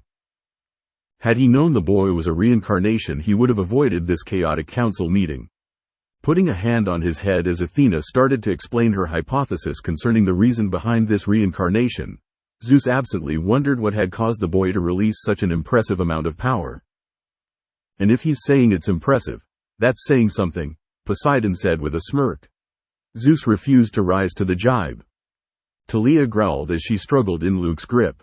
Her one-time friend had recovered from his surprise before she had and was now holding her back with even more vigor than before, his sword pressing against her skin and discouraging her from trying to shock him lest he spaz out and impale her. Damn it, I was wondering why I hadn't done that, Talia grunted with a frown. Luke may have been good in the end, but he was still an ass for what he had done. The taller sickly blonde coughed before murmuring to her, just sit back and watch, Talia. As soon as I get out of this, you're dead, the punk demigoddess growled, forcing her attention to the two powerhouses staring at each other. I really hope she does, Talia thought. She had realized that she was not as close to Luke in this other dimension than she had been here. One stone in the water really does make a ripple, huh? We'll see, Luke retorted as he watched the two facing off as well with a small smirk of confidence. Wipe that smirk off your face already, the hunter muttered in disgust. The screen static came again. Atlas vs. Helios Naruto. Round 2 was the title. Ring the bell, Percy said with a grin. Naruto stood across from Atlas, who still towered over him even at the distance they stood from each other. His energy was too potent to stay within his partially human body, resulting in flickering flames coming off of his body. True, it was why the son of Hermes was dipped in the Styx, Athena said as she nodded in agreement with the assessment. Hermes gave his sister a soured look, thanks for the reminder. The Titan of Endurance saw one of his brothers stand alongside Naruto and growled at their similar appearance. Let it be known that Hyperion and Atlas never got along, doubly so seeing as Hyperion could easily defeat him. Oh, Sting tilde, Apollo hissed, not going to be good, those two couldn't ever see eye to eye. I know, grudge match is even better since the kid is Shiny the Titan's kid reincarnated, Ares said with a savage grin, wanting some blood to fly. Seeing the apparition of his brother pushed his annoyance to its limits and Atlas' statue-like body tensed before he ran forward, crying out in rage as he did so. Naruto's grin widened and he mimicked the Titan's action, only blurring forward in a giant flash of yellow. Atlas brought his javelin back over his left shoulder before swinging it forward. Naruto's body became visible once more as he brought both his arms up to his right side, causing the spearhead to snap off as he blocked the strike. He snapped it? Percy gasped. That was one hard mother sucker. He remembered that one painfully. He carries the power of a god, so it makes sense that he could break the weapon, Artemis stated with a nod. Still epic though, Leo said, shoveling popcorn into his mouth. Atlas roared in anger, tossing his useless staff to the side. Naruto took the opportunity to feint a backhanded left punch, following through with a right fist to the Titan's gut. Atlas doubled over at the strike, slightly winded. He made him double over, Annabeth said in a gasp. For a demigod of today to do that, it was nothing short of amazing. Naruto retracted his right hand and brought down his left elbow to the middle of Atlas' back. The Titan took one step forward at the strike and tried to counter with a blind left backhand of his own. Naruto ducked under the attack and brought his left leg up to strike Atlas in the chest. Pulling his leg back, Naruto teleported back to Artemis' side and rubbed his shin. Ow, ow, ow, ow, ow. It's like kicking a brick wall. Snickers were heard at that one. Bastards like the thing. Rocks for brains, but rocks for abs, too, Hephaestus said in a playful manner. He got a thumbs up from Apollo for the reference. Atlas got back to his feet and spat to the side, the ichor landing in a small splotch that lit up that portion of the cave. He growled in annoyance. He shouldn't be feeling this much pain from this demigod. The followers of the Titans far outnumbered those of the Olympians. And you forget that Helios was not just labeled a god, but a Titan as well, Artemis said, smug filling her voice at watching the barbarian Titan get his just desserts. Think you're getting a little too into this, Talia stated to her matron. Piper snorted and wittingly added, pot, meat kettle. Guess what? You're both black. Who asked you? The annoyance fueled his second wind and he once more ran forward, more of his true form being revealed as he did. Two secondary arms, each an equally statue-like color, burst from his massive back and clenched into fists. The others in the room felt their eyes widen, and Talia, Luke and Percy immediately shut their eyes when the organs started to burn upon looking at him. Naruto, however, felt no such pain and narrowed his own unique eyes as he fell back into one of his Gamma Ken stances. So he's immune to an immortal's divine form? Heir said as she blinked in surprise. It seems as such, sister, Hestia added, looking at the flickering flamed body of the reincarnated god. Atlas' upper right fist flew forward, making Naruto push it down and to his right with his left hand. The Titan followed through with his opposite upper arm, making a similar attempt, only to result in the same, yet reversed, outcome. The bearer of the heavens' teeth were bared and his other two fists tried a similar tactic, only for them to be blocked by the inflamed teen's hands. He's a skilled fighter, but trying the same thing over and over? Jason asked in confusion. His pride leads to arrogance. It was how I fooled him, Artemis answered the son of Rome. He cannot accept that a basic tactic is not working on a demigod. Naruto found himself primarily on the defensive as the four fists of the Titan kept swinging at him. Naruto countered every few blows, striking out with his hands and delivering bone-cracking blows of his own. Naruto caught an extended arm by the wrist and jumped off the ground to deliver a side double kick to the Titan's face. Shouldn't that Naruto guy be shouting out attack names? It happens in anime, Leo pointed out. Annabeth rolled her eyes. Just because he's Japanese, doesn't mean he's going to shout out every punch and kick he gives. No, the little pyro's got a point. I mean, he is my kid. We need like some cliché shout out to shows. It's just the right thing to do, Apollo said, rubbing his chin in thought. Maybe some old Adam West Batman sound effects. He so gets it from you, Poseidon whispered to his younger brother with a roll of his eyes, who huffed and ignored him. Atlas stumbled back and growled in annoyance before rushing forward again, faking a right hook and instead delivering a left gut punch that knocked the wind out of his opponent. Percy hissed through his teeth at the sight, Jason wincing alongside him. Atlas, taking advantage of the glowing demigod's moment of recovery, drew all of his fists back, throwing them forward in a united effort to punch the teen. Naruto's arms crossed over his face, taking the brunt of the strikes and skidding backwards to the end of the cave. Good, protect that face, Aphrodite said in approval. Fight me, Atlas demanded from his place, glaring at the teen. You claim to have Helios power, prove it. Show me this never-ending energy he was famous for. Oh, the daft fool, now he's asked for it, Hermes said with an eye roll. The arrogance of Atlas was, once again, going to be his end. Or defeat, since they sadly need the jerk-off to hold the sky up. Naruto lowered his arms, the bruises fading away as he glared at Atlas before his face was covered in a, not arrogant, but an excited grin. Are we sure? Athena jested with a small smile. It looks vaguely like another's grin. Oh, ha, Apollo laughed out with a sarcastic clap to accompany it. Dryly the god of the sun added, goddess of comedy in the house. Opening his left hand, a ball of light started to grow in his hand. As it started to grow, a secondary orange sphere within it started to spin. It literally looked like a miniature sun was growing in his palm, growing to the size of a basketball, which made his grin grow. He ran forward with his hand behind him. Sun Nuke, Apollo cheered. Wait, Sun Nuke? Hazel asked in confusion. No, Sun Nuke, You enunciate the words by adding caps on it.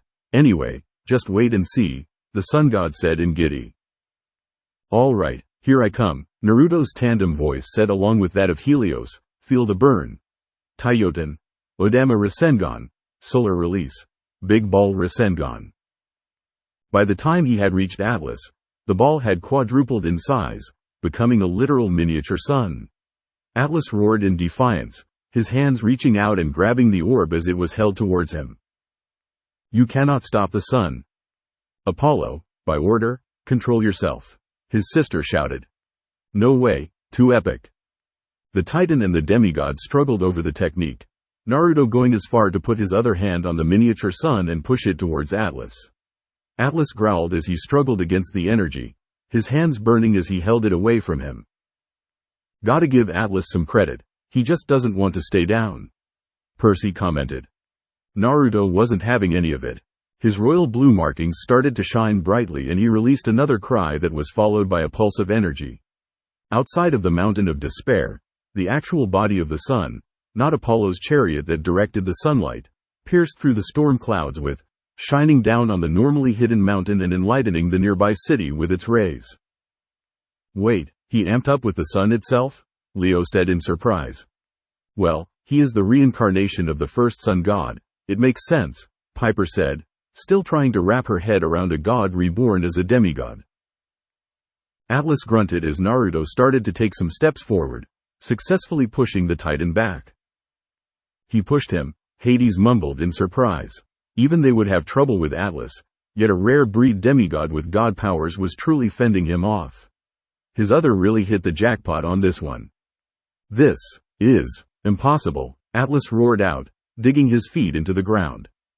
An unstoppable force meets the immovable object, Naruto said with a laugh. Let's see which of us gives out first, Atlas. Zing. Hermes, Artemis spoke. Better me than Apollo making all the comments, the god of thieves answered. I am the Titan of endurance, boy, the general sneered as he stopped the teen's advance by adjusting his footing. You are just another demigod that I will crush beneath my foot.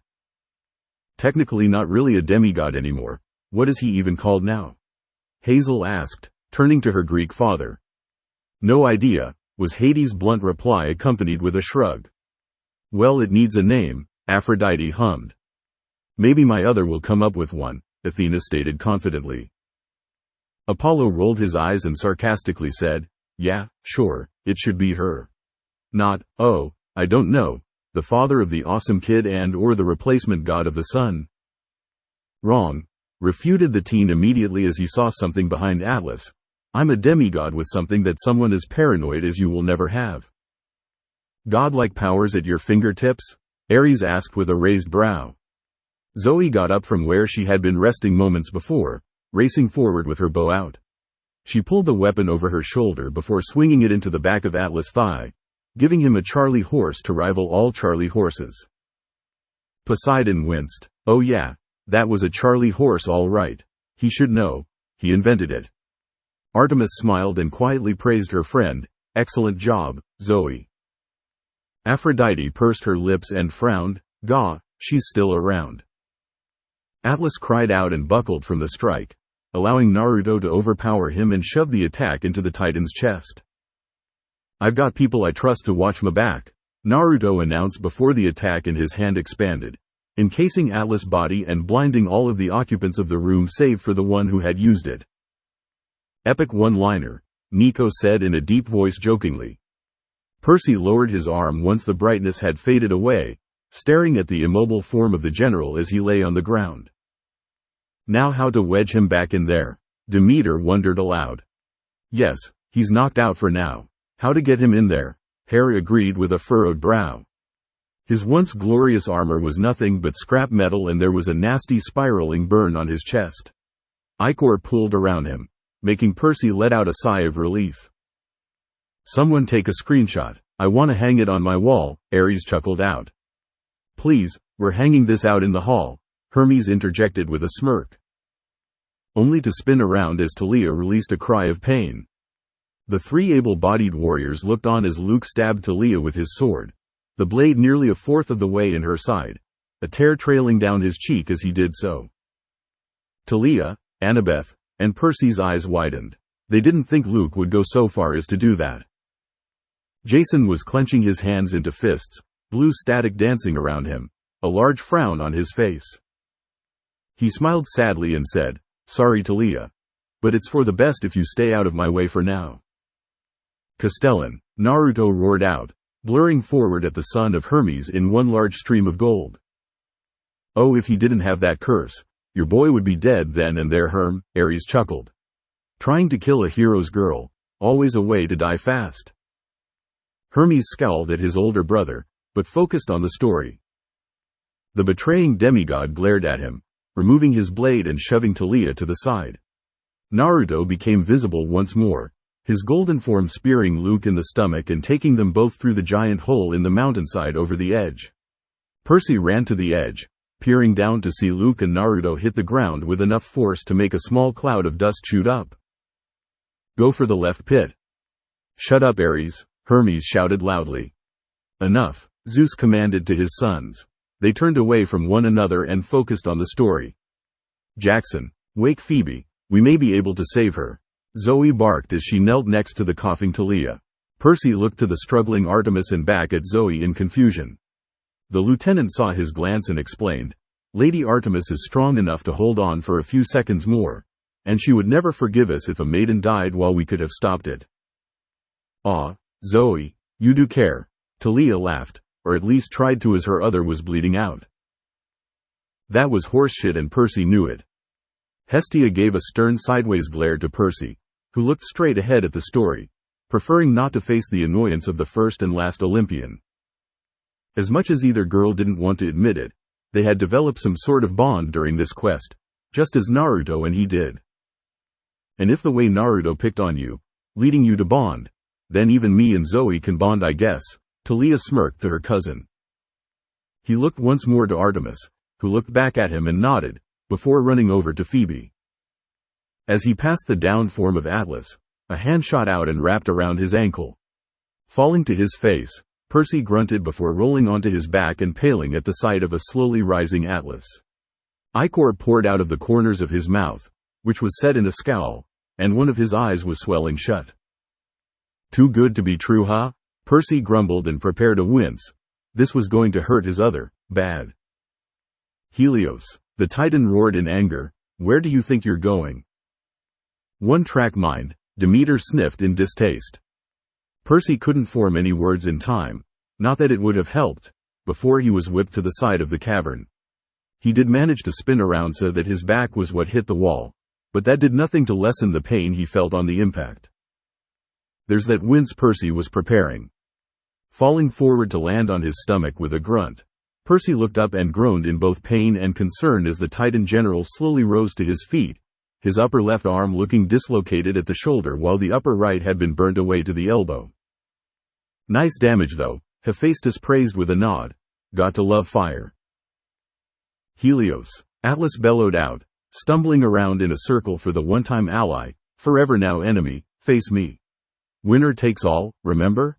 Or are you all talk now?" "He sounds desperate?" Piper asked in confusion.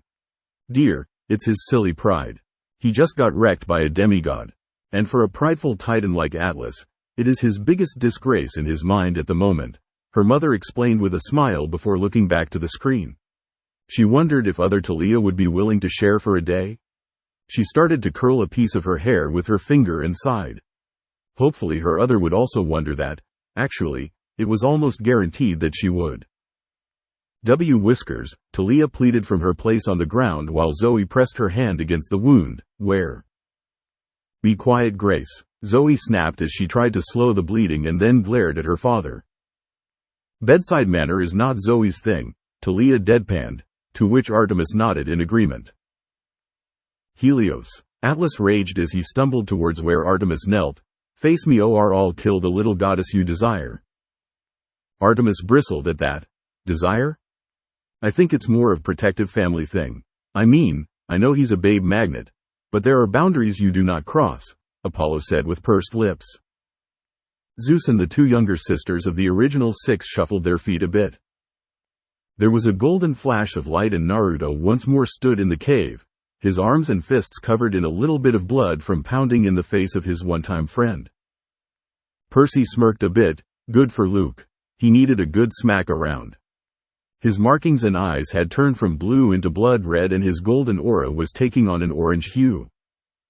"Oh, limit break," Leo called out. Atlas spun to face the teen and a delirious grin spread across his face. "Excellent," laughed out the Titan before he brought his two fists up. "Now we fight until only one stands." Naruto shifted so that his right leg was set a foot behind his left, his right hand loosely making a fist before his chest while the left hand extended out and remained open. Naruto's knees bent and his aura swayed to and fro like an ever-burning flame. The two opponents stayed opposite one another for what felt like an eon, before Naruto turned his left hand and gestured for the Titan to come at him. "Such a cliché move, but it feels so necessary," Apollo stated with a nod. Atlas' manic grin widened and he pushed off the ground, making a large indent as he did so.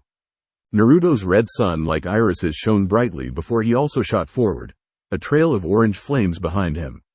The two powerful forces brought their right hands back and punched, their fists colliding and sending a shockwave through the mountain that was felt all the way on Olympus. "Okay, that is powerful," Jason muttered in surprise. "Understatement of the year there, golden boy," Nico said in equal surprise. Percy watched as the two traded blows, neither speaking nor taunting the other, but creating shockwaves on their impacts. It was like something out of that old Dragon Ball Z cartoon, something he thought would be cool to see firsthand. He retracted that thought as he realized his whole body was shaking just from the impacts that were made. "You know, it is like DBZ, Piper nodded. "He did kinda go Super Saiyan," Leo supplied with a smirk.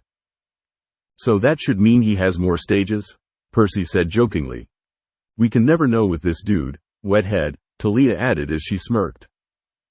"If this is what a battle with one Titan feels like, how would we survive a war against all of them?" Percy asked himself. "Don't worry, we did, so can you," Percy said to his other with a smirk. He knew they would, even with these added new elements. He heard Talia cough and looked over to the unconscious Phoebe. Looking up, he saw the ceiling start to crumble and groaned. "Hey Waterboy," a familiar deep voice called out over the shockwaves. Percy looked around before finding Naruto's discarded shield lying near him. Army crawling over to the mystical item. He grabbed it and heard Q speak once more. "About damn time. I've been trying forever to get someone's attention. Listen, if that daughter of Zeus dies, the kid is going to go nuclear." "Really?" Ares asked intrigued. "Be silent, Ares," his father said coolly, eyes ever stern. "He isn't now?" Percy asked incredulously. "This is just him mad. You do not want a ballistic Naruto on your hands," Q intoned. "Imagine that giant glow stick of your uncle's." "It is not a glow stick," Zeus said in rage while the other Olympians snickered. "The king doth protest too much, methinks," said Hades with a sly grin. Zeus' face was an impressive red from that. Now imagine that in the hands of a Titan. The outcome is similar to what Naruto would do if his mate dies. "Mate?" Talia sputtered, getting catcalls and coos from the others in the chamber, much to her ever-rising embarrassment. "Mate?" Percy repeated with an arched brow. "Oh, mate, girlfriend, whatever. Details. Now let's go get the hunter and save the Spitfire," Q said. "Do it, like they do it on the Discovery Channel, Tilda." Apollo sang out before his sister hit him upside the head. "Rubbing the abused spot," he argued. "Ow. What?" It had to be said. Talia just wanted to die in a hole, right now. Prompting Percy to nod, using the shield as it was made for. Percy pushed himself to his feet and defended himself from the falling rocks. Reaching Phoebe's side, Percy started to jostle her shoulder until she shot awake with wide eyes.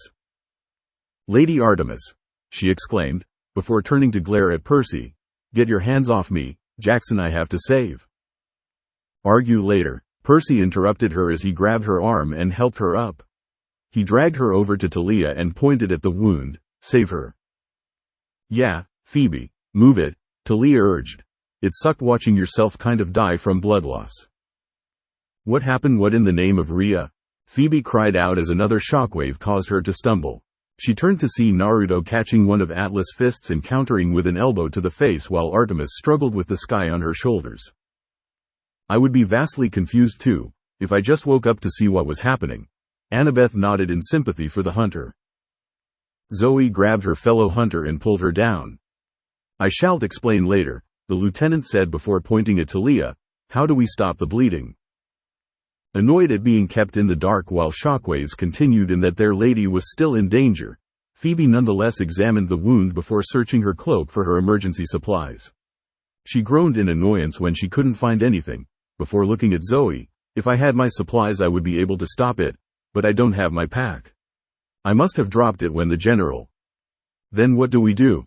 Percy asked, looking down at Talia as her breathing slowed. If Talia dies, Naruto's going to lose it. Not just lose it, he's going to forget he ever had it, Q piped in.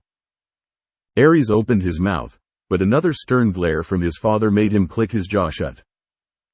Gods, I hate romance, Phoebe groaned before Zoe nudged her. Seeing the pointed look the girl gave her, Phoebe turned volatile. Absolutely not. I refuse to sink that low. There's got to be something I can use around here.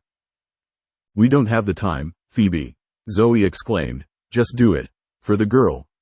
Fine, Phoebe snapped back, placing her hands over the wound. She glared at Zoe and then at Percy. What you hear stays between us. Do you understand me, Jackson? What's she doing? Piper asked Talia, but the hunter shook her head. I haven't got a clue, was the soft response. Sure, whatever, Percy agreed, just save her. Taking a deep breath, Phoebe pressed her hands against the wound before she said something Percy would never forget in a million years. Father Apollo, healer of all sorts of wounds. I apologize for not speaking in many moons. Forgiving Father, Apollo, help me heal the hole from the knife. Do this and I will. I will not deny the origin of my life.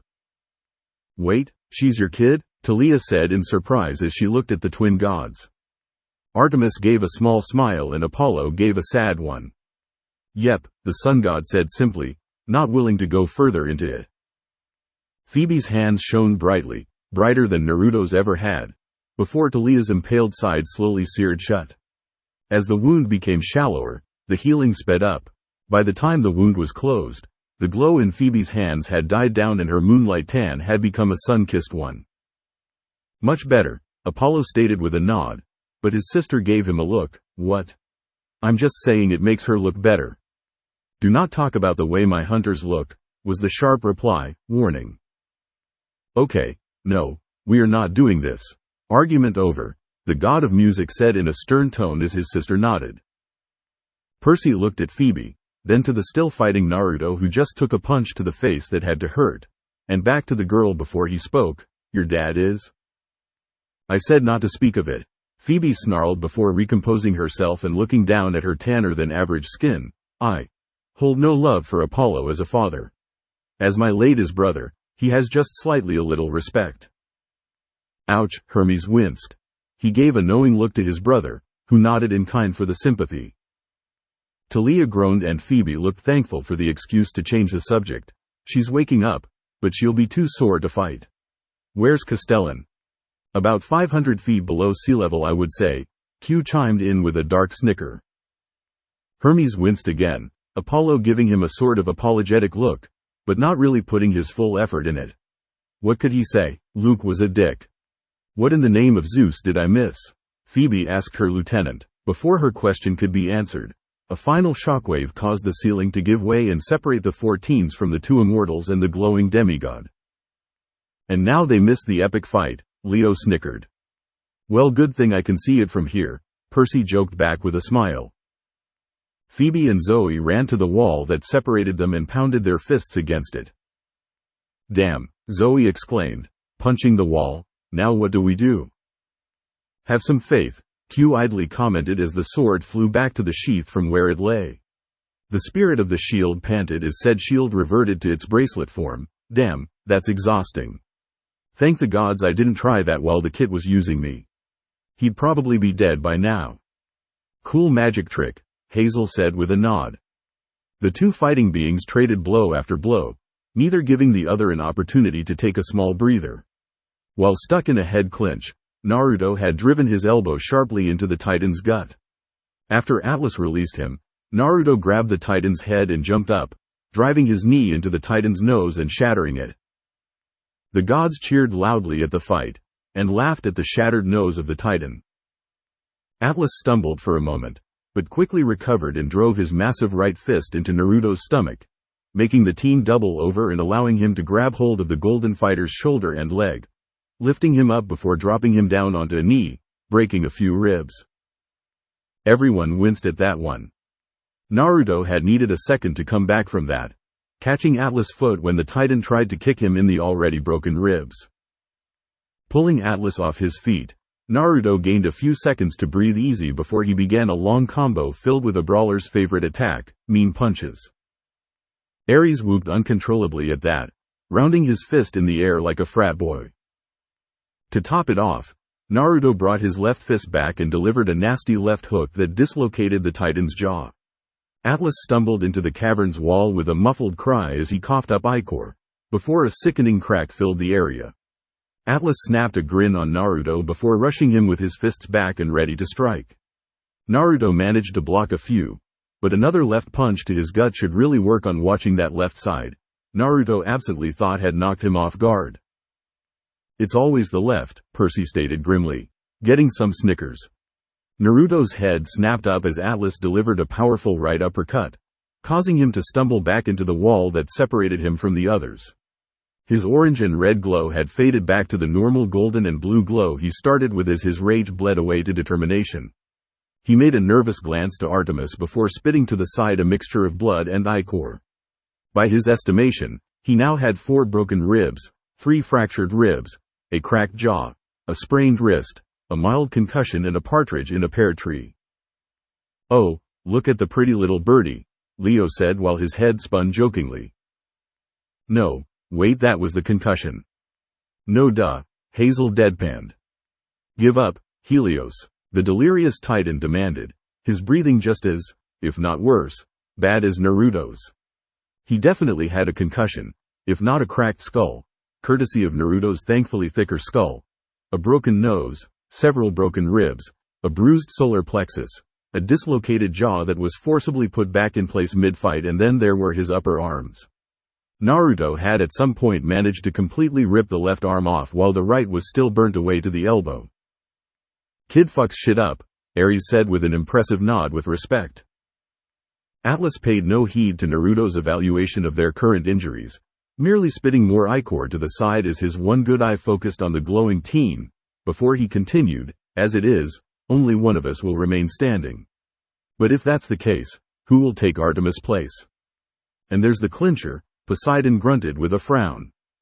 Naruto looked to his aunt, who while looking tired, was still strong enough to hold the sky up, if only dropping it by millimeters every now and then. He knew that she'd never allow him to sacrifice himself for her sake, and that if Atlas came out the victor he'd leave her to suffer beneath his former punishment. So that meant he would have to somehow get Atlas back under the sky. There was no way he could shove the Titan back into his punishment, so that left somehow tricking the Titan back underneath the sky. "Someone say trick?" Hermes asked with mischief in his tone and a twinkle in his eyes. "No, they said treat," Apollo said smartly back with a grin, getting his little brother to roll his eyes. "Let it be known that I am a fucking genius," Naruto mused as his mouth quirked back into a smirk. He could hear Helios distantly laugh in the back of his head and knew that the former Titan, God, agreed with his absolutely batshit insane plan. "Yes, because that is a good thing," Hestia deadpanned. "Good, he wasn't the only one to come up with stupid plans on the fly." "Have you even met Percy?" Nico asked jokingly and smiled at his cousin, who pouted at him. "Well, have you no more witty one-liners?" the Titan of Endurance asked. "No more words from the mouthy god of the sun? Nothing about having enough energy to outlast me? Bitch please." Apollo. "Wah sis, just sayin'. I've only got 2 words for you, Atlas," Naruto said as he held his hands up in front of him. They blurred through 3-hand seals that he had learned back as a child when he was training to be a soldier for his country. "I'll allow your final words, Helios," Atlas spat, stalking forward with his knuckles cracking as his massive hands formed fists. Don't puke, Naruto said as his hands landed on the final seal before he called out, Taju Kawarimi no Jutsu, multiple body replacement technique. Atlas' confusion remained as he suddenly appeared in Naruto's place before moving once more to his former prison. The weight of the sky pressed against his shoulders and Atlas screamed in pain as well as anguish. No. He did not just swap places like that on the fly, did he? Jason asked, gaping. I think he did, Percy said, nodding numbly. Naruto stood where Atlas once was before collapsing on his knees while Artemis fell forward to her hands. Both panting heavily before Naruto started to laugh and fell to his back, his golden form fading away to nothing while the strange mix of ichor and blood poured from his wounds. That's an interesting condition, Athena murmured with a gaze. Atlas swore at him in Greek while struggling to hold up what was his father's domain, and Artemis, recovering from her ordeal, stared at her nephew in surprise while he laughed joyfully. His laughter quieting down into sniggers, Naruto managed to exclaim, I can't believe it actually worked. Damn right, my boy, you rock, Apollo said, pointing to his kid. Whose kid has done that? Oh wait, no one's, ha. Zeus cleared his throat and looked at his archer son. Apollo rolled his eyes and amended himself sarcastically, of today's demigods, not back in the day. Very impressive, Artemis agreed as she closed the book. Who would like to read next? Well, I guess since all the excitement is over, I could do it, Nico said with a shrug. Frank slowly rose from the Hudson River, Rambo style, as he was still in New Jersey. His ever-long battle with the gerbil uprising continuing. As he rose from the water, his wet hair matted his face. Said face was covered in war paint. He was also shirtless. He pulled out his bow from the dirty water and pulled back. In 3 successions of his bow, he nailed 5 gerbils in rows with 3 arrows. Gerbil kebabs, all ready, he said in a gruff tone, his eyes harder for war. It was time for dinner.